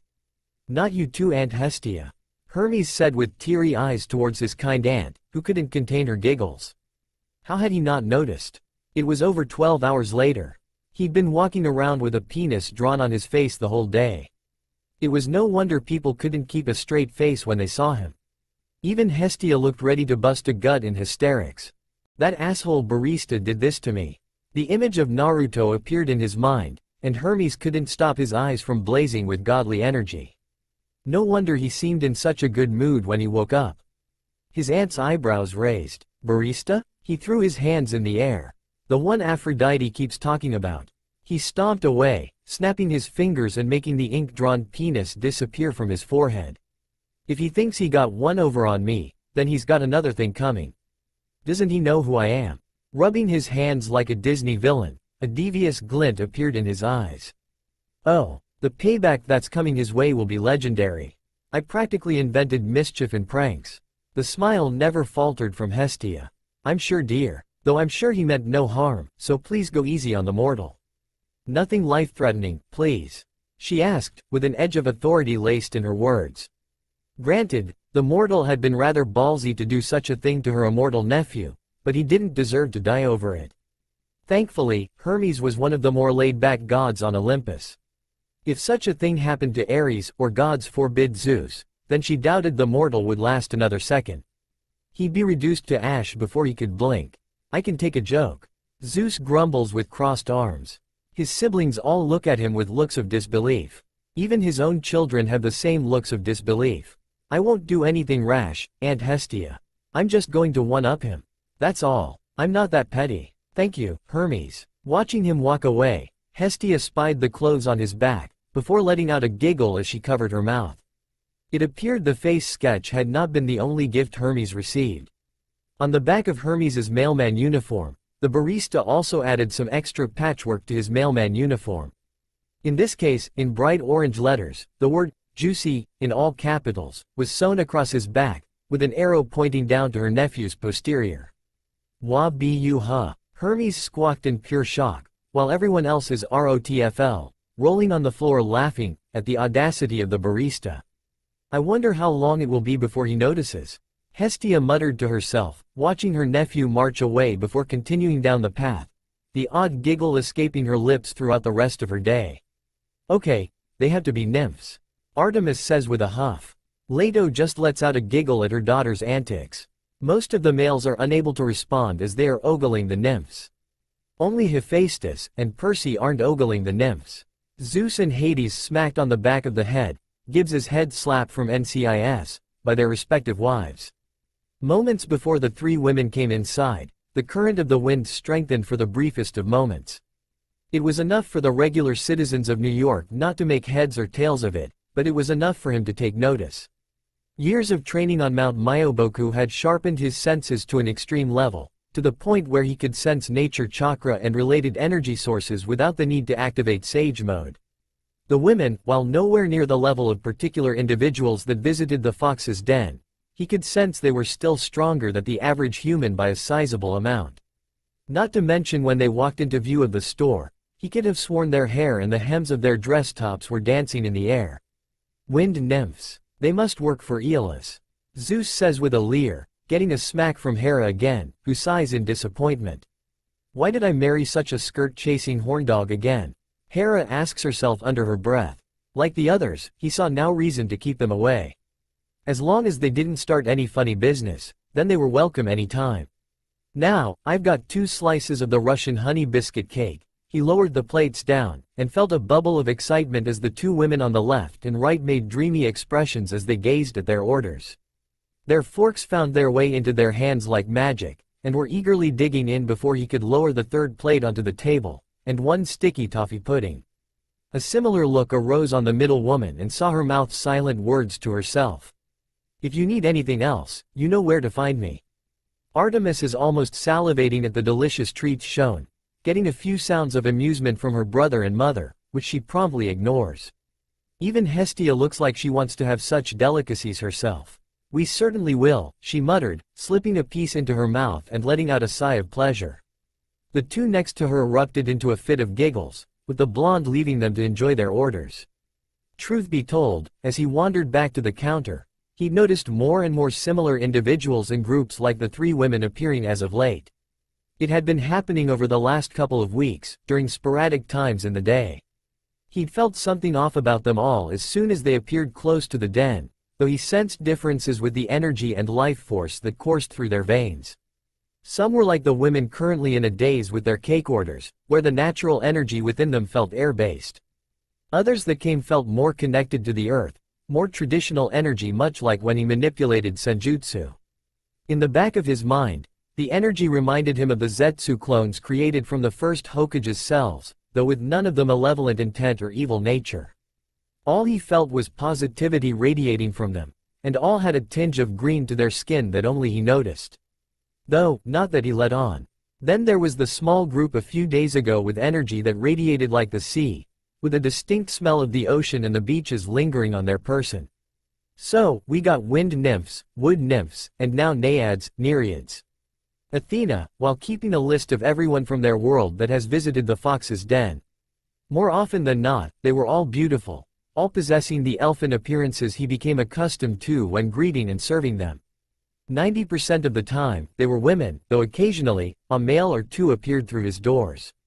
It started with an individual or a pair visiting each day, but soon the fox's den was becoming a hotspot for the elfin beauties.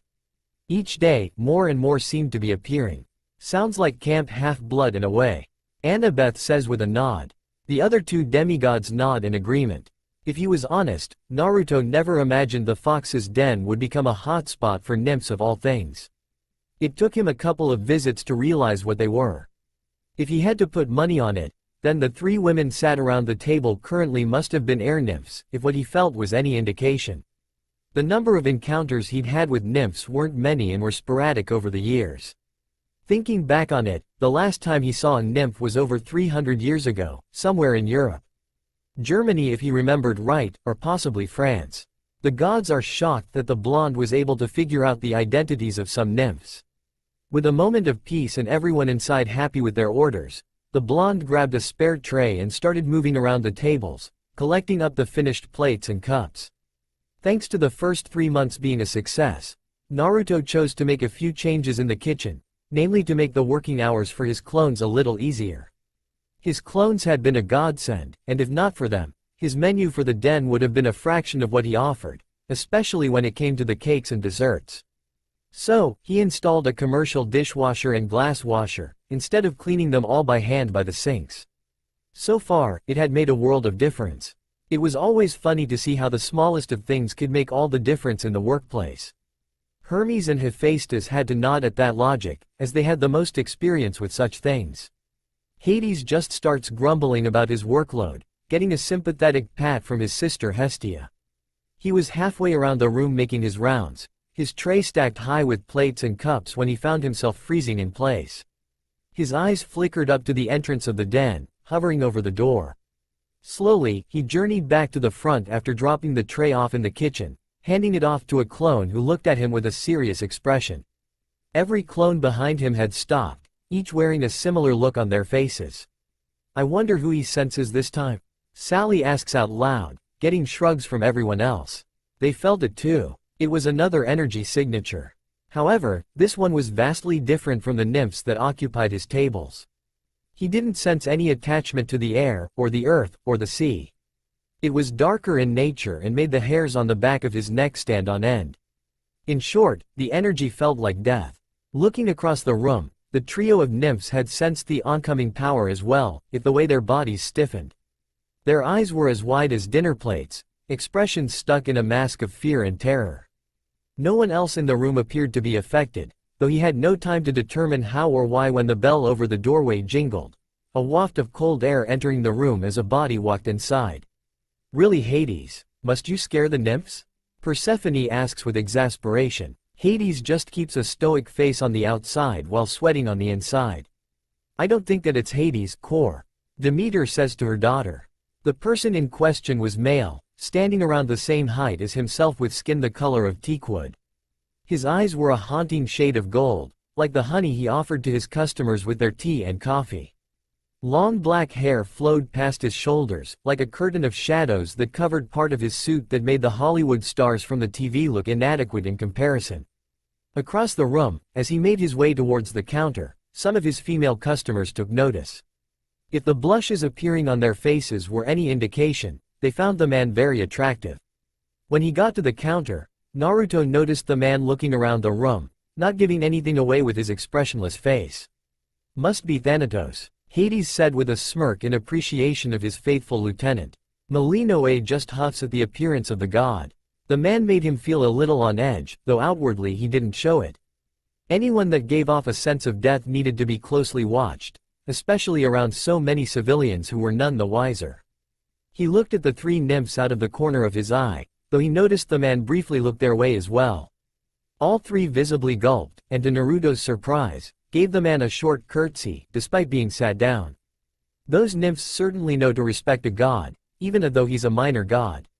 Zeus says with a little ego in his voice only to be smacked by Hera. Just who is this guy? He thought, before putting on a smile. Welcome to the fox's den.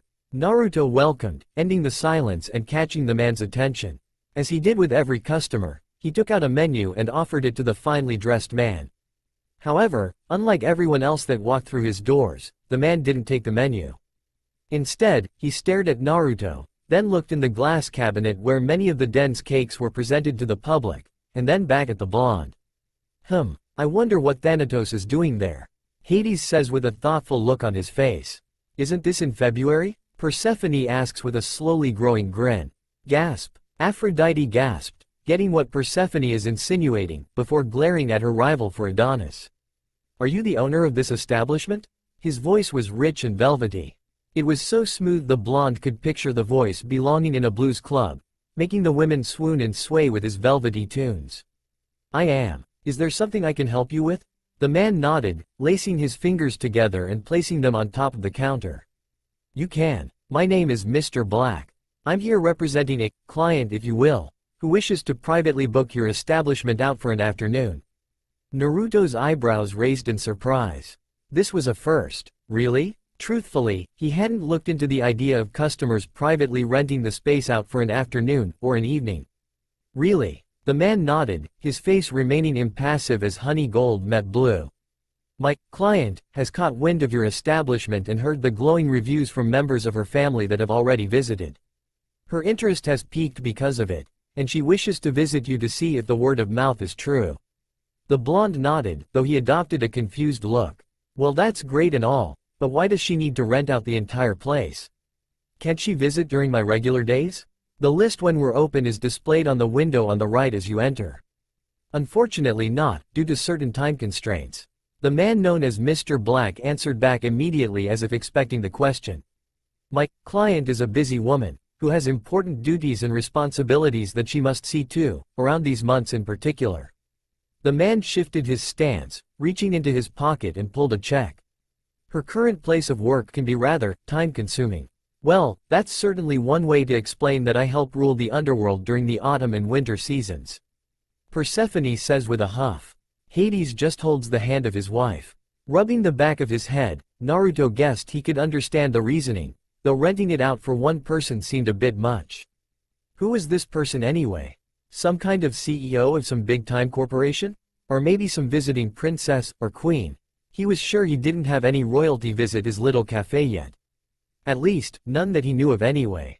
Not to mention, if this guy who sensed like death was working for someone, did that mean the woman he was referring to also carried around the same kind of feeling? In a way, I do. Persephone says with a small frown before snuggling into her husband's side. Hades just has a small smile while holding his wife close. Humming to himself, and tapping his fingers against the counter, Mr. Black patiently waited for Naruto to speak. So, it's one person renting the place out? Am I getting that right? I'll be catering to one person if I accept? Two? Her husband will be coming with her. The blonde sighed as the picture forming in his mind became clearer. Okay, I guess that makes sense. They want a private space to enjoy their meal? That's correct. Motioning for his visitor to wait one moment, the blonde disappeared into the back room. Before long, he returned, this time with a red book in his hands, revealed to be a business diary. It shouldn't be too much of an issue, so long as they give me some time to warn my other customers. This is the first time I've done something like this since I opened. Taking out a pen from beneath the counter, he held it ready in his hand. Did your client have a date in mind? Definitely sounding like a date is being planned.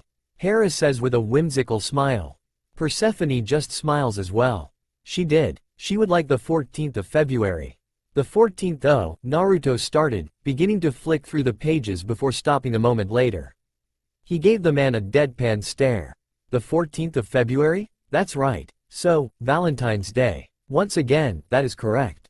Putting down his pen, Naruto gave the so-called Mr. Black a skeptical look. This guy couldn't be serious, could he? Let me get this straight. Your client wants to privately book out my cafe for an afternoon on Valentine's Day of all days? One of the potentially busiest days of the year for someone like me? Which also happens to be tomorrow. The blonde shinobi felt like wringing the guy's neck when he nodded. That's right. Hence, why I was given this. He held up the hand with the check still resting in his grasp and placed it down on the counter. My client is the understanding kind, and to compensate you for your time and willingness to accept under short notice, I was permitted to offer you a blank check." Naruto blinked in surprise and tilted his head when he stared down at the check. True to Mr. Black's words, the part of the check that displayed the amount of money was blank of any writing, while a very neatly written signature was present in the bottom corner. "Your client is serious about this, huh?" "She is. She is a lady of taste and is not the type who visits the average establishment. For her to come to your business and bring her husband with her is a great honor." The blonde noticed the way the smartly dressed man enforced the last part of his sentence. "So, I can write any amount on here?" The man nodded, so he further asked, "I could write down something like $1 million and that wouldn't be an issue." Watching Mr. Black closely, the man pushed a lock of stray hair out of his face, his gold eyes boring into his own with something akin to amusement. "Mr. Uzumaki?" Naruto nodded, and let the man continue. "All I will say is that money is of no issue to my clients. Name your price, and I shall inform my client you will be expecting them tomorrow without delay." The blonde shinobi couldn't help but whistle, both in amazement and amusement. Whoever they were, they must have pockets that ran deep into the earth if they could throw around words like that. Rubbing his chin as he let the information sink in, he ignored Mr. Black's expressionless stare as the man waited for a response. The blonde shinobi of old wasn't worried when it came to money. Not in the slightest. Over the years of his existence, Naruto had done the smart thing and kept a little nest egg to the side that over time began to grow and grow. It was the side effects of becoming a responsible adult. "Oh, the expenses that I have to deal with to keep my domain in check." Hades grumbles while both Hestia and Persephone just pat his back and hold his hand respectively. Even Hecate and Melinoe frown at the hard work and expenses that are needed to rule the underworld. When his decision to come to New York and set up shop was decided, he dipped into that nest egg and got everything he would need with it. His home, the fox's den. All the appliances and furniture. Not to mention all his ingredients. If he was honest, when everything was added up, it hadn't broken the tip of the iceberg of the fortune he was sitting on. He rarely touched it and had it all hidden away in a location only he was aware of. Everything he made from the fox's den went into a bank account he set up before arriving. He couldn't look too suspicious. Smart, Hermes had to praise with a nod. Most of the other gods who have experience in the business world nod in agreement. Then again, I am running a business and that's a whole afternoon of revenue not coming my way. $1 million is too much, even if their pockets are too deep to make sense of. He didn't want to appear too greedy, but if they were offering a chance to fill his wallet, then why not? He wouldn't go too overboard. $10,000 and you have yourself a deal. Seemed like a fair ask.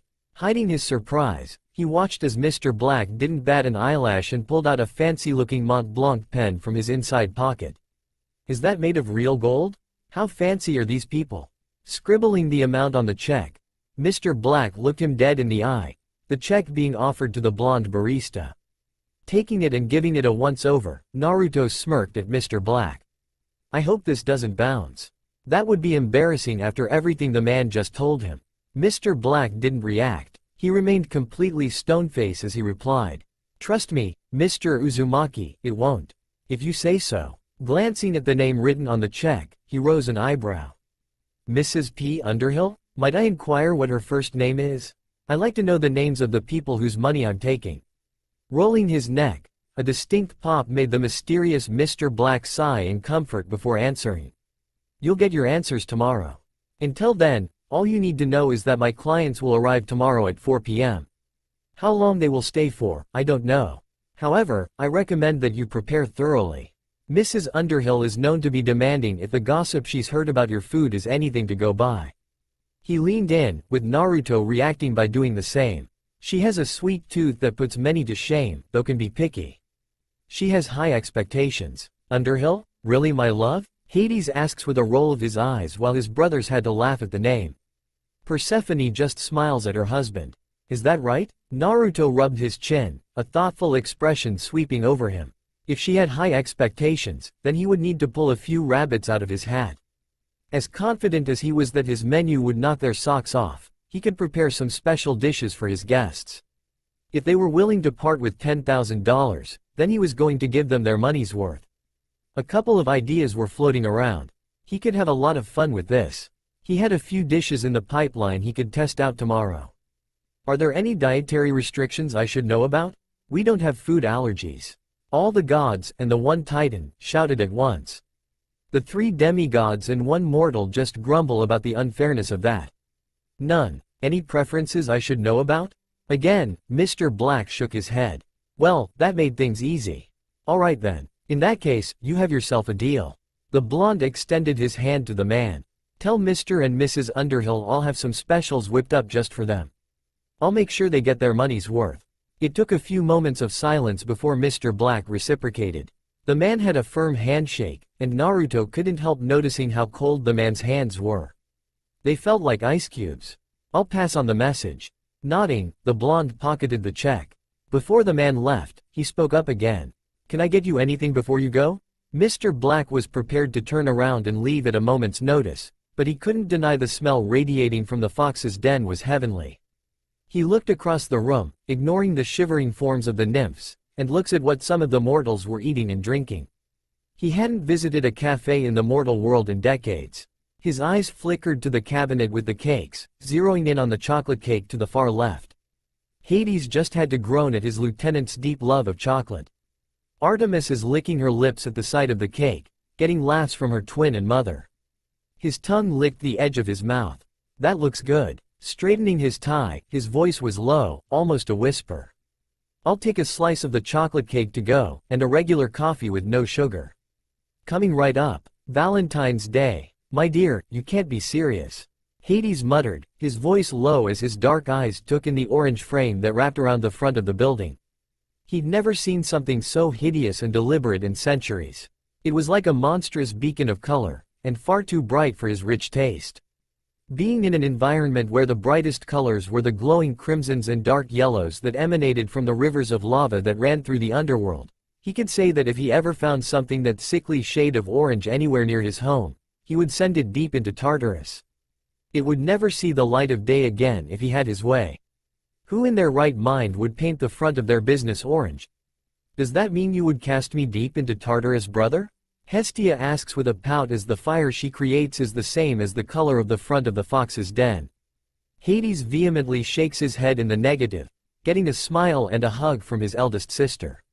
Standing on his left, his wife of nearly 5,000 years, nearly 5 millennia, stood in all her outstanding beauty and glory, an array of shopping bags of all shapes and sizes in her grasp. Persephone was as beautiful as the day he first laid eyes on her, more so than that pesky love goddess in his opinion. The shining flower of the underworld, her very presence brought out a side of the eldest son of Kronos that few would get to see. When it was time to separate and her time came to return to Olympus, it was like the joy and happiness she brought with her would evaporate, leaving nothing but his dark thoughts and the ever-present wails of those within the fields of punishment. Is that why you have demigods, my love? Persephone asks with a frown. Hades just nods with a look of regret on his face, before Persephone just grabs his hand in hers. He felt his wife lean into him, the top of her head barely coming up to his shoulder. Even wearing those ludicrous heeled boots, she chose to wear on their outings into the mortal world. He towered over her as he did with most people. He didn't show it, but he was disappointed she wasn't wearing the black dress she frequently wore whilst in the underworld. The one that billowed around her body like smoke, and gave off an aura of mystery. Millennia on from the day they married and his wife was still capable of making his godly ichor boil with desire. Get a room you too. Melinoe gags, not wanting to hear her parents be all lovey-dovey with each other. Pesky? I'm not pesky. Aphrodite screeches in denial. The Nile isn't just a river in Egypt, Dite. Apollo says with a grin. Don't be a bore, Hades. There's nothing wrong with adding a splash of color to an otherwise dull palette. A snort came out of Hades. Persephone, a splash of color is painting a window frame red, or a letterbox a shade of blue. A splash of color is not painted the outside of the building the most hideous shade of orange imaginable. Be that as it may, I like it. You would like it. Are you doubting my tastes? Never, my dear. I'm merely showing how different our color preferences are. Dressed in one of his finest suits for their day in the mortal world, the god of the underworld hadn't been able to hide his skepticism when his wife informed him of their plans for Valentine's Day. If the elder god was honest, he didn't see the point in Valentine's Day. It was a silly little mortal holiday that used that dreadful son of Aphrodite and Ares as the mascot. The love goddess was bad enough on the rare occasion that he came into contact with her, but her son was equally as bad. The only difference between them was Aphrodite knew where the line was when it came to her Olympian family. Eros, on the other hand, had a habit of forgetting the line existed. Wimpy mama's boy. Ares grumbles in regards to his son. Even Hera frowns at the mention of her grandson, not liking how he can interfere with married couples. Being one of the few gods who could strike genuine fear into the hearts of an Olympian like Zeus, Demeter and Hera, thanks to the powers endowed to him by Aphrodite, Hades always kept one eye open should he discover Eros was nearby and in the neighborhood. Those love-enforced arrows of his could do more harm than good. By some divine miracle, the son of Aphrodite knew better than to pick a fight with him, though he couldn't deny a piece of him wished the little pigeon-winged cherub would give it a try. "You leave my baby alone, Hades." Aphrodite screeches in protective mother mode. "As long as he leaves me alone, I'll do nothing to him." Hades says in a bored tone. Oh, the satisfaction he would get from beating that little annoyance into Tartarus would be legendary. Back to the point of Valentine's Day, Hades didn't understand why he needed to show his wife how much he loved her on this one particular day. During the 6 months of the year that Persephone was in his embrace, he tried to show her every day how much he loved her. Granted, there were missteps along the way and their time together had been a learning experience for both of them. His undeserving black heart did love his queen and wife to Tartarus and back.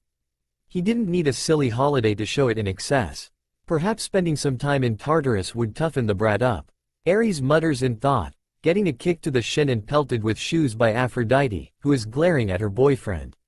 Hades just smirks, planning on helping should Ares go through with it. "Well, shall we go in?" Persephone asked, her watery gold eyes silently motioning to the front door and unaware of his thoughts. Sighing, the god of the underworld knew there was no getting around it. "Very well." Persephone puffed out her cheeks in annoyance. "You could try and sound enthusiastic." That was me being enthusiastic. His response only served to get a groan out of his wife. Crossing his arms over his chest, his dark pupils flickered to the corner of his eyes, looking in the direction of the Empire State Building. A heavy scowl marred his face, and one of his hands tightened into a fist. Although the mist shrouded Olympus from the sight of the mortals, Hades could feel its presence lingering over the famous skyscraper. The home of the Greek pantheon has never been a home to him, nor did it welcome him like it did the rest of his family. The Romans have more respect for me as Pluto than the Greeks. Hades grumbles with crossed arms while Persephone just snuggles closer with her husband. Being near its doorstep, it never failed to stir up old and bitter feelings. His so-called family were the ones who made him into the person he was, keeping him at a distance at all times and never trusting him the same way after the Titanomachy. His temple should have been on Olympus, just as his brothers and sisters were built on its surface. Hell, Poseidon had one on Olympus and within Atlantis. There was no telling how many that dunderhead, Zeus, had. The point was, he helped build Olympus into what it was, and should have been recognized for that like the rest of them. "I still trust you, Hades," Hestia says with a smile. Hades just gives a small smile in return, while Hestia gives her other brothers and sisters a pouty look at their childish antics. Why couldn't they have gone to another city? Before Hades could let his thoughts begin running away, the petite and smooth hand of his wife laced through his fingers. The contact was enough to halt those thoughts. "Stop thinking about them." "I wasn't." He didn't fight her grip as she pried his hand away from his crossed arms. "Yes, you were." A pang of sympathy ran through Persephone's chest. The goddess of spring had learned the telltale signs of her husband over the millennia. She knew something was bothering him like a pit in her stomach. "I know you don't like being so close to Olympus and it stirs up old feelings and grudges, but we've had a nice day out so far, haven't we?" It took a moment, but Hades gave a short nod. "Good, I'm glad. Let's not spoil it with ill feelings. I know my husband so well." Persephone says with a smile. "I just wish I was the same with mine. I'm sure that Aphrodite would feel the same if she was here too." Hera says with a scowl towards her husband. His expression softened. "It's not that I haven't enjoyed our time today. I have enjoyed it, I promise." He gave her hand a light squeeze, and felt the corners of his mouth twitch up when she smiled at the gesture. "I don't see why we couldn't have gone somewhere else. California? Boston? Even Miami would have been a welcome change." The essence of my siblings and Zeus's ilk can be sensed all across New York. I'm surprised we haven't run into one of them yet. I like Miami, Poseidon says with a small pout. Apollo just nods with a big grin on his face. A sigh escaping her lips, Persephone dropped her bags and laced her arms around her husband's neck. The gesture was enough to feel Hades lean his body into her, embracing in the warmth she provided. Despite the size difference in their appearance, the queen of the underworld proved she was stronger than she looked. Today is all about us. Don't make it about them. Hades stayed silent for a couple of moments, letting her words sink in. I know, and I'll try. No try. Do or do not do. Apollo says in a Yoda-like tone. This got some laughter from the demigods and the more immature gods. That's all I ask. Standing on her tiptoes, Persephone laid a gentle kiss on her husband's pale cheek. Put them out of your mind and enjoy this place with me. I've heard great things about it. Even Thanatos told me how much he enjoyed the food here. The crumbs from his chocolate cake were still on the corner of his lips when he came to confirm the reservation. I guess if Thanatos enjoyed it, then it's worth a try. Hades admitted. Like most of the gods and goddesses of his ever-expanding godly family, his lieutenant was a picky eater, and like himself, had a rich taste when it came to mortal cuisine. If Thanatos enjoyed what he ate, then it couldn't have been awful. Though, he was still skeptical about the kind of man that painted part of a building orange. Lead the way, my love. Persephone beamed at Hades, the twitching of his lips strengthening until a small smile graced his often scowling face. Pushing the door open, the sound of the bell rang as they entered. Like their fellow immortals, a wave of warmth shrouded over them, and Hades watched as his wife visibly relaxed and together they took in the room. The rich smell of coffee laced the air, reminding him of the mornings his wife would wake him up with his favorite blend of coffee. The room was bigger than either of them expected, with tables and chairs pushed to each side, with one singular table with two chairs sat in the middle of the room. Ah, this Naruto redecorated just for the two of you. Aphrodite squealed out. Everyone else just held their ears in pain. You must be the Underhills. Both sets of eyes gazed over to the counter, where the patiently waiting owner was stood. The Underhills? Hades thought, rolling his eyes at the surname Persephone had given them. His wife loved coming up with new aliases for them during matters like this. Walking out from behind the counter, Naruto extended his hand to Hades, a pleasant smile on his face as greeted the pair of immortals. My name's Naruto Uzumaki, the owner of the Fox's Den. First things first, I would like to thank you for taking an interest in my humble establishment. When your representative came by yesterday, I hardly believed it. I thought he was joking at first, but I can see he was telling the truth. It's nice to meet you both. Shaking his hand, Hades noted the firm grip the blonde gave him and felt his wife step forward and offer her hand. Instead of shaking her hand though, Naruto gently took her hand into his own and placed a gentle kiss to her knuckles. The act was enough for Persephone to widen her smile. She liked a mortal with manners. He's very easy on the eyes too. Persephone thought. A handsome face, and a very nice body if the way his clothes tighten on his body is any indication. She was no Aphrodite, but she could window shop from time to time. You're most welcome, and I'm happy you accepted my offer. I'm sorry for the short notice, but the news doesn't tend to travel to our neck of the woods until much later, though I've heard nothing but good things about this place. If he had told Thanatos no, then Persephone planned on having him wrapped up in the mist and make it happen either way. I'm Penelope Underhill, and this is my husband, Hank Underhill. Little bit of a King of the Hill reference there. Apollo says with a grin. This got eye rolls from the rest of the gods. Persephone promptly ignored the look her husband was giving her. Well, come over and take a seat. Reaching behind the counter, he pulled out two menus and offered them to the pair of gods. Make yourself comfortable, and I'll give you a couple of minutes to look at the menu. He motioned to their table. Also, just so you're aware, I've got some specials of the day prepared for you both. Think of it as my way of ensuring you get your money's worth today. I'll read them out when I take your orders. Lucky. Persephone whines in regards to her other. Aphrodite and Artemis have to agree, shocking everyone else. Thank you, that sounds delightful. Persephone replied, the excitement brimming as she wondered what Naruto had prepared for them. Gently, she pulled her husband to their table, with the god of the underworld glancing at Naruto from the corner of his eyes. Making themselves comfortable and discarding her coat, Persephone eyed her husband. So, what do you think so far? The god of the underworld took notice of the excitement in his wife's voice. She looked at him expectantly. Without trying anything on the menu, I can't make any judgment yet. When his wife scowled at him, he internally sighed and made a change to his answer. It appears adequate. The place has a nice atmosphere.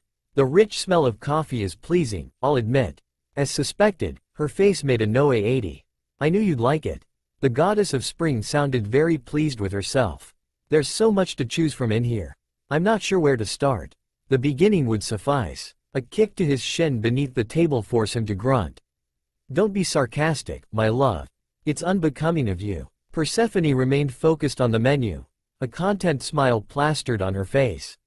Hades could see her eyes at work, taking in all of her options. I wonder what the specials he made for us are. It's all very intriguing. I find myself curious also. Hades replied. An annoyed expression wormed its way onto his face. Was Hank the best you could think of?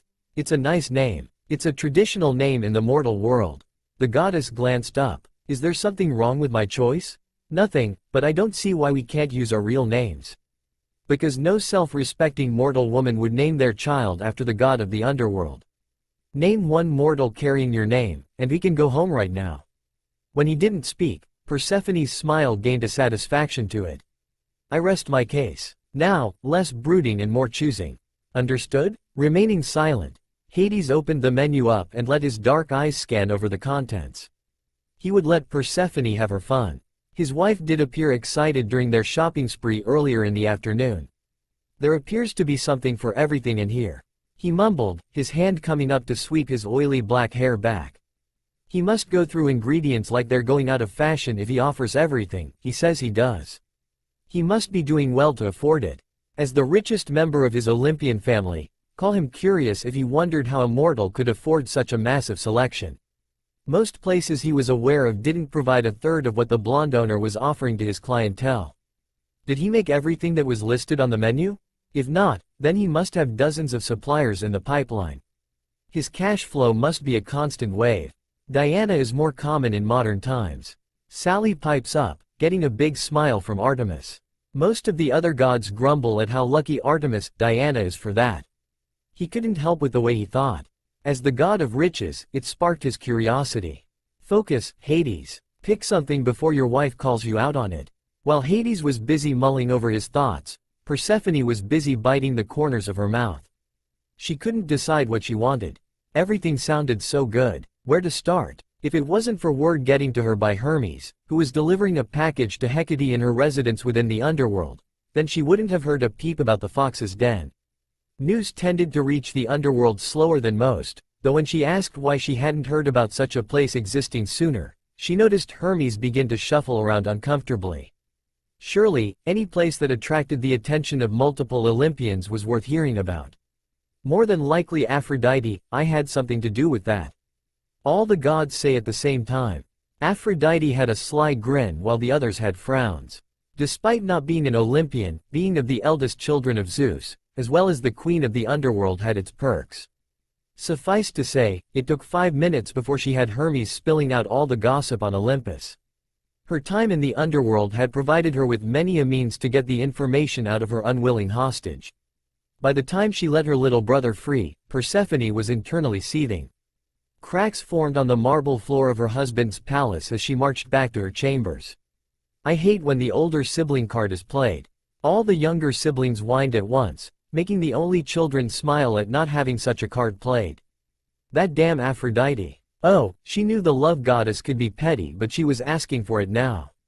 Aphrodite had done everything in her power to keep the information from getting to the queen of the underworld, and Persephone knew why. Their little rivalry that started with Adonis all those years ago continued to plague them to this day and only worsened as time went on. The two goddesses used to be good friends, but these days after the Adonis incident, their relationship never recovered. The two were always trying to one-up each other in a variety of ways, to the point that the other gods would simply bypass them.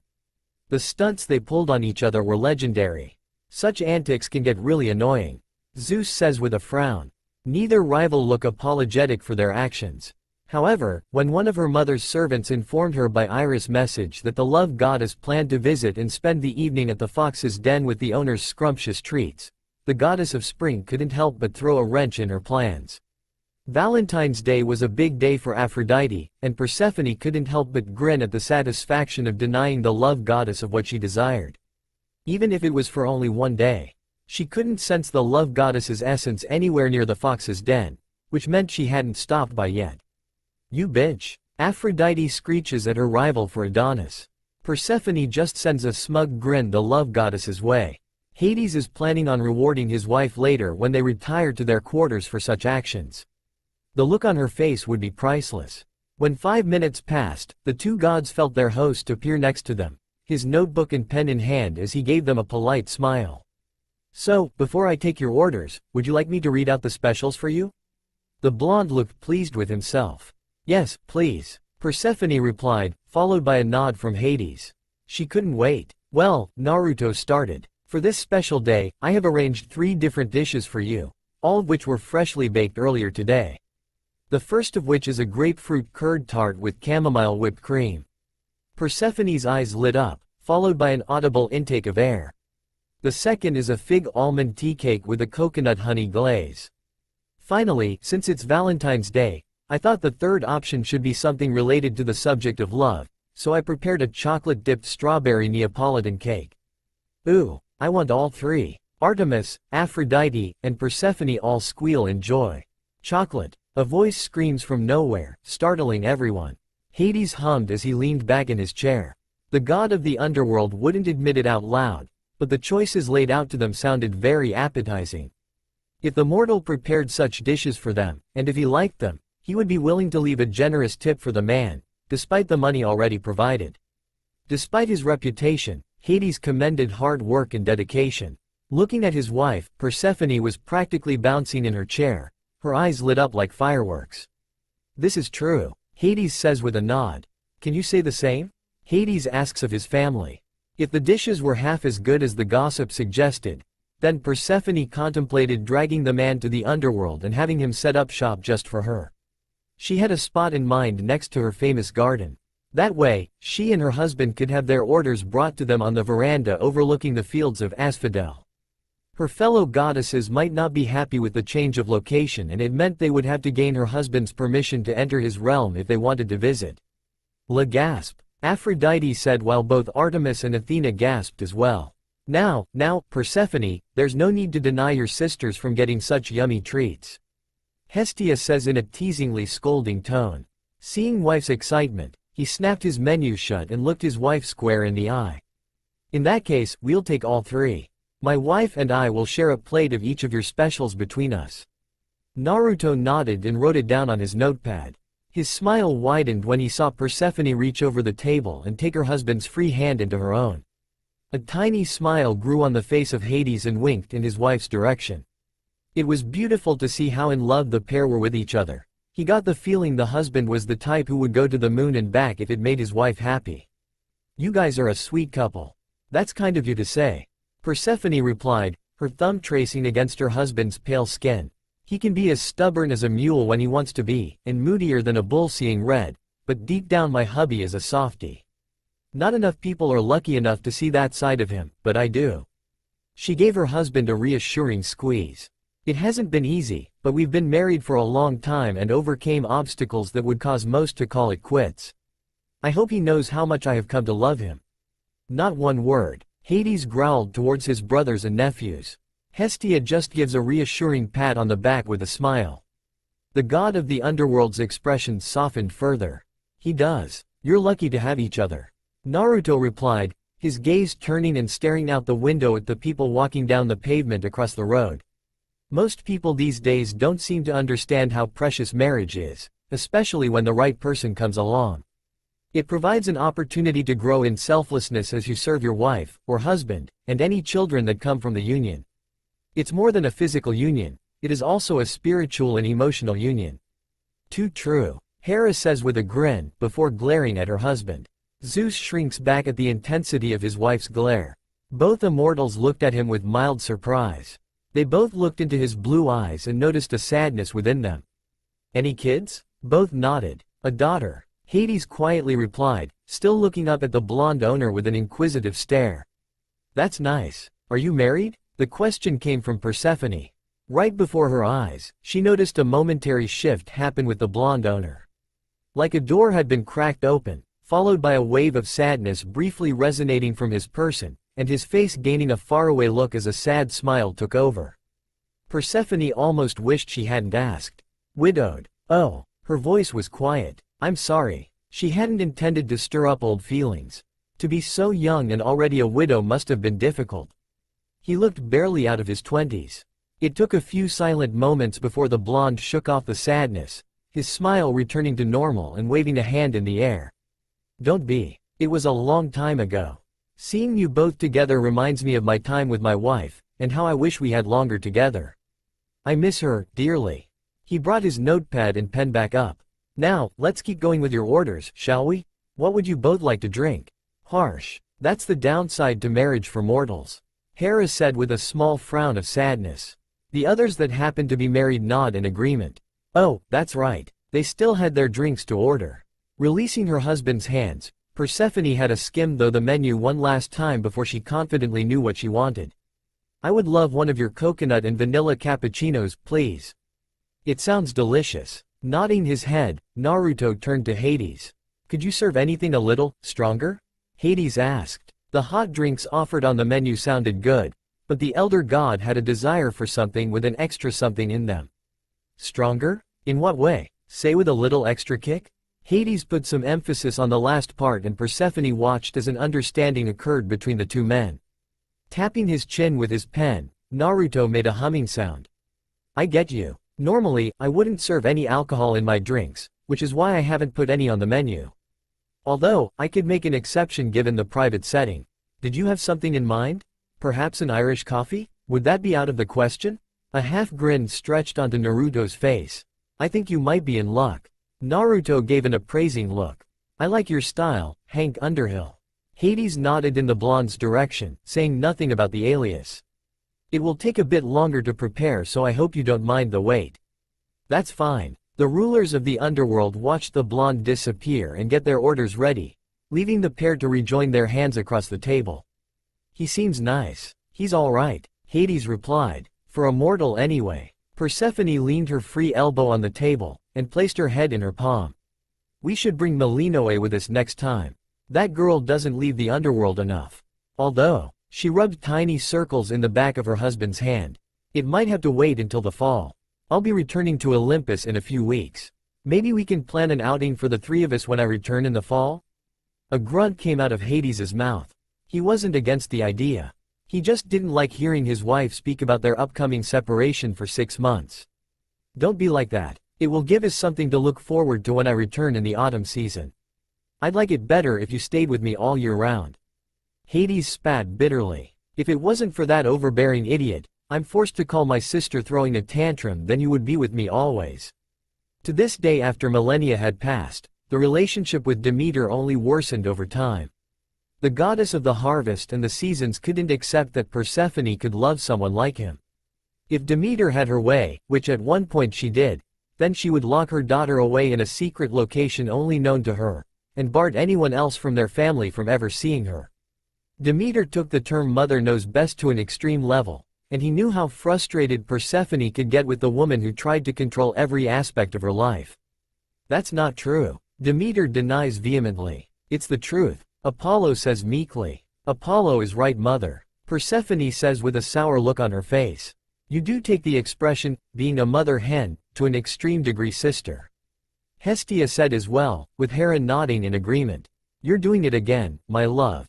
A knowing look crossed over her face before the goddess stood up from her seat. Never breaking the hold on her husband's hand, Persephone guided her chair around the table and sat next to him. You can't help yourself with forcing negative feelings to filter into your mind, can you? What am I going to do with you? You could stay with me, and tell Demeter to fuck off back to the nearest wheat field. He replied, though regretted it when Persephone picked up a spoon and bopped him on the forehead with it. Ow, you might not like her, but she is still my mother, no matter how overbearing she can be. It comes from a place of love. Leaning back in her chair, she crossed one leg over the other. If you're a good husband for the rest of today, and you don't allow any more negative thoughts to filter their way in, I might consider treating you later. Treating me? Reaching next to the table, Persephone pulled up one of her many shopping bags and gave it a shake in the air. While you were busy ogling one of the store's clerk chests, she gave him a brief look, making Hades have the decency to gulp. He'd been more discreet. I went and got a little something from the lingerie department. I thought I could wear it tonight. The lingerie department? Humming in confirmation, a coy smirk wove its way onto her face. Would you like me to wear them for you tonight? It comes with this little piece that leaves little to the imagination. Hands still together, Persephone could almost feel her husband's godly ichor begin to heat up at the thought. Would you like that, my love? Very much so. He'd be a fool not to follow her orders. Good. Then no more negative thoughts and you might get to see it later. Very well, my queen. Small talk broke out before the pair, time passing quicker than either realized. Before long, Naruto returned to their table, smiling at the fact Persephone was sat beside her husband, and started by lowering their drinks onto the table. Both looked impressed with their drinks, noticing no spillage on the side of cups nor on the tiny plates they were settled on. The goddess of spring could smell the coconut radiating from her drink, and let out a hum of delight the second her drink touched her lips. It was delicious. The coconut and the vanilla could be tasted evenly, and neither overpowered the other. It was perfectly balanced. Get a room, you two. Melinoe and the demigods shout at the same time. The more immature gods join in with the universal sign for, gag me. Oh, that's amazing. She sunk into her husband's side without noticing Hades was still staring down at his drink. It looked good, and the smell of his Irish coffee was heavenly on his sense of smell. Though, he would admit the heart that the blonde owner had decorated on the foam of his drink put him off. Don't think about it. Just enjoy it, and you'll be rewarded when you get home. He was getting his treat. Bringing his drink up to his mouth, Hades found himself pleasantly surprised. It was good. No, it was better than good.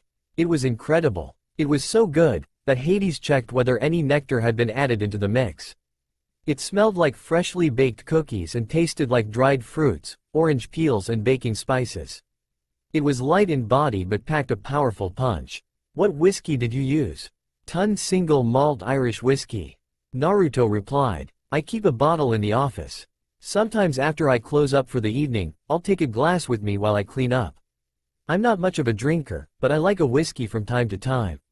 Hades nodded, and offered his wife a sip of his drink, and appeared pleased when her mouth made a tiny O shape after taking a swig. It's good, huh? It's very good. The pair didn't wait long, and moments later, both were rendered awestruck as the plates of food were presented to them.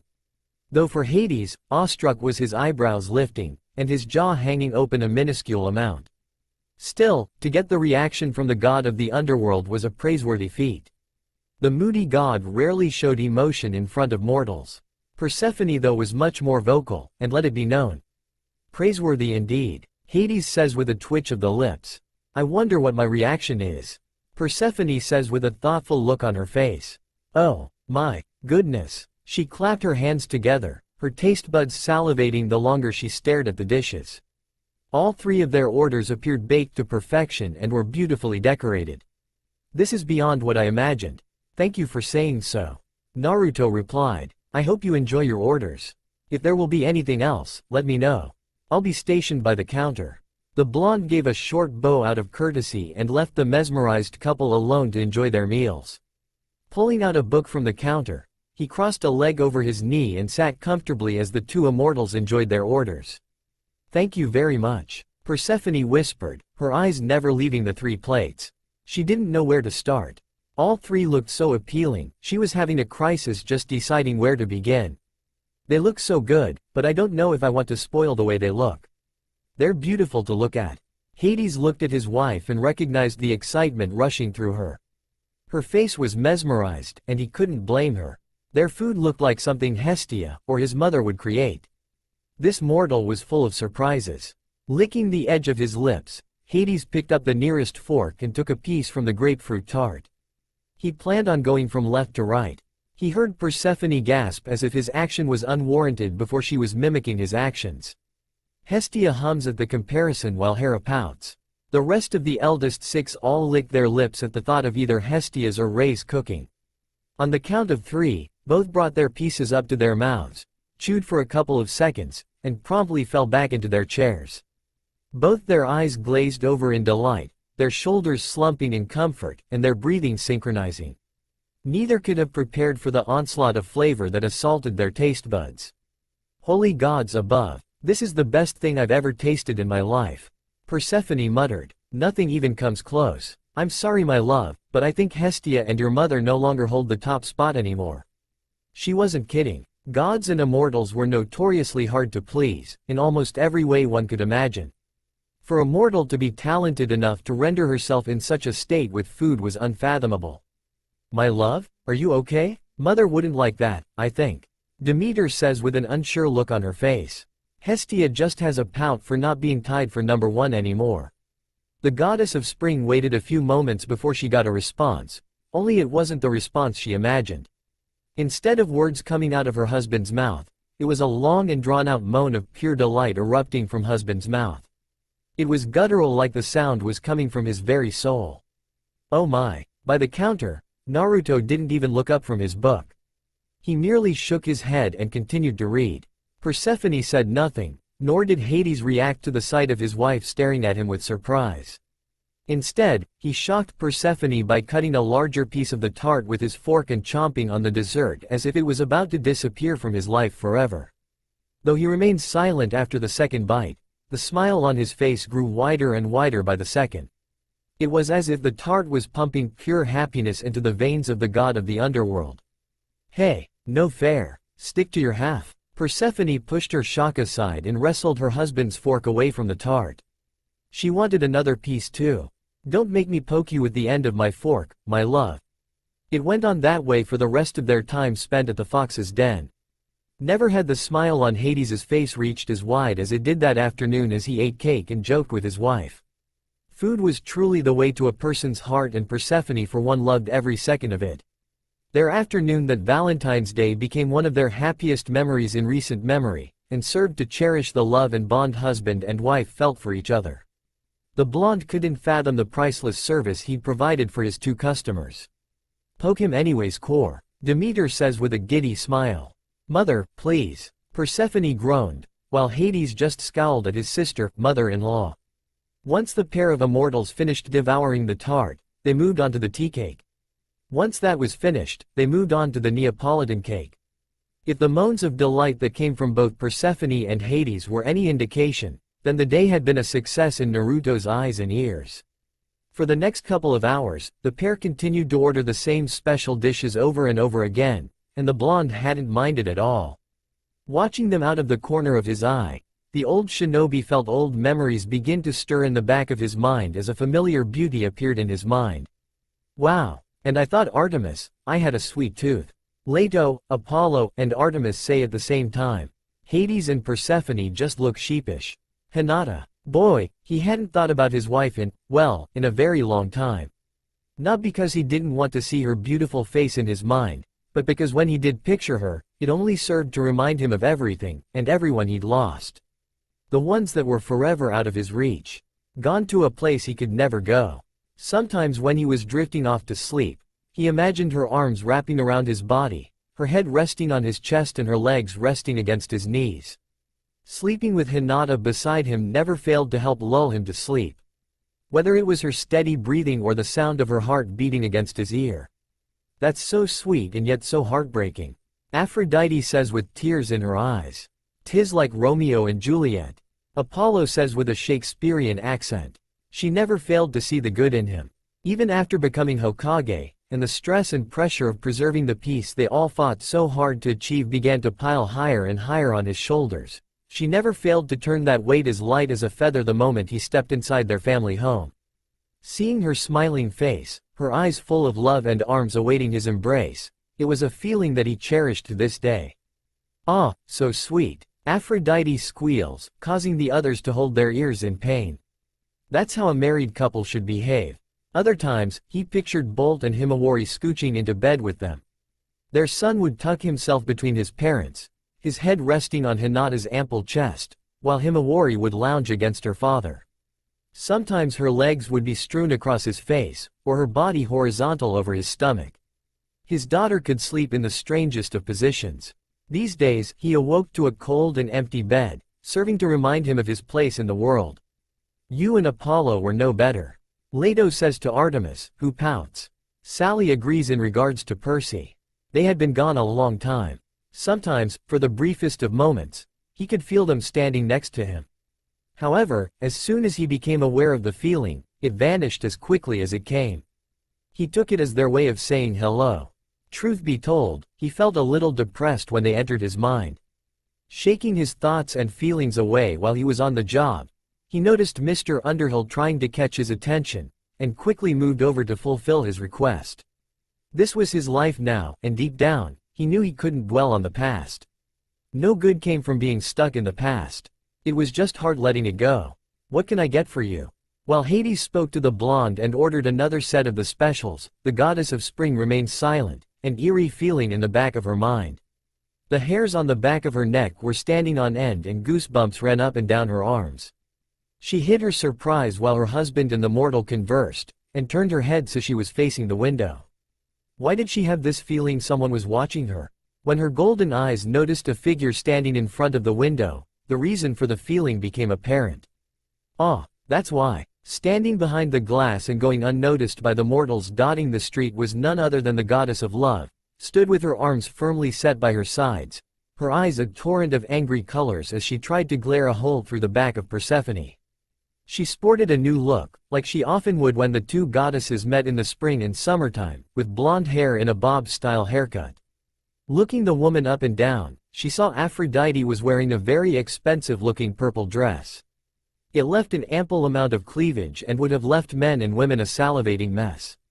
It wasn't hard for Persephone to understand what the goddess had planned, and realized the goddess's plan was to entice the delightful blonde owner into joining her in the bedroom. "Ha, I win this round," Persephone says with cheek. Aphrodite just growls with red eyes. That's all for now. If you want to see next part, then please like this video and subscribe my channel. Thank you.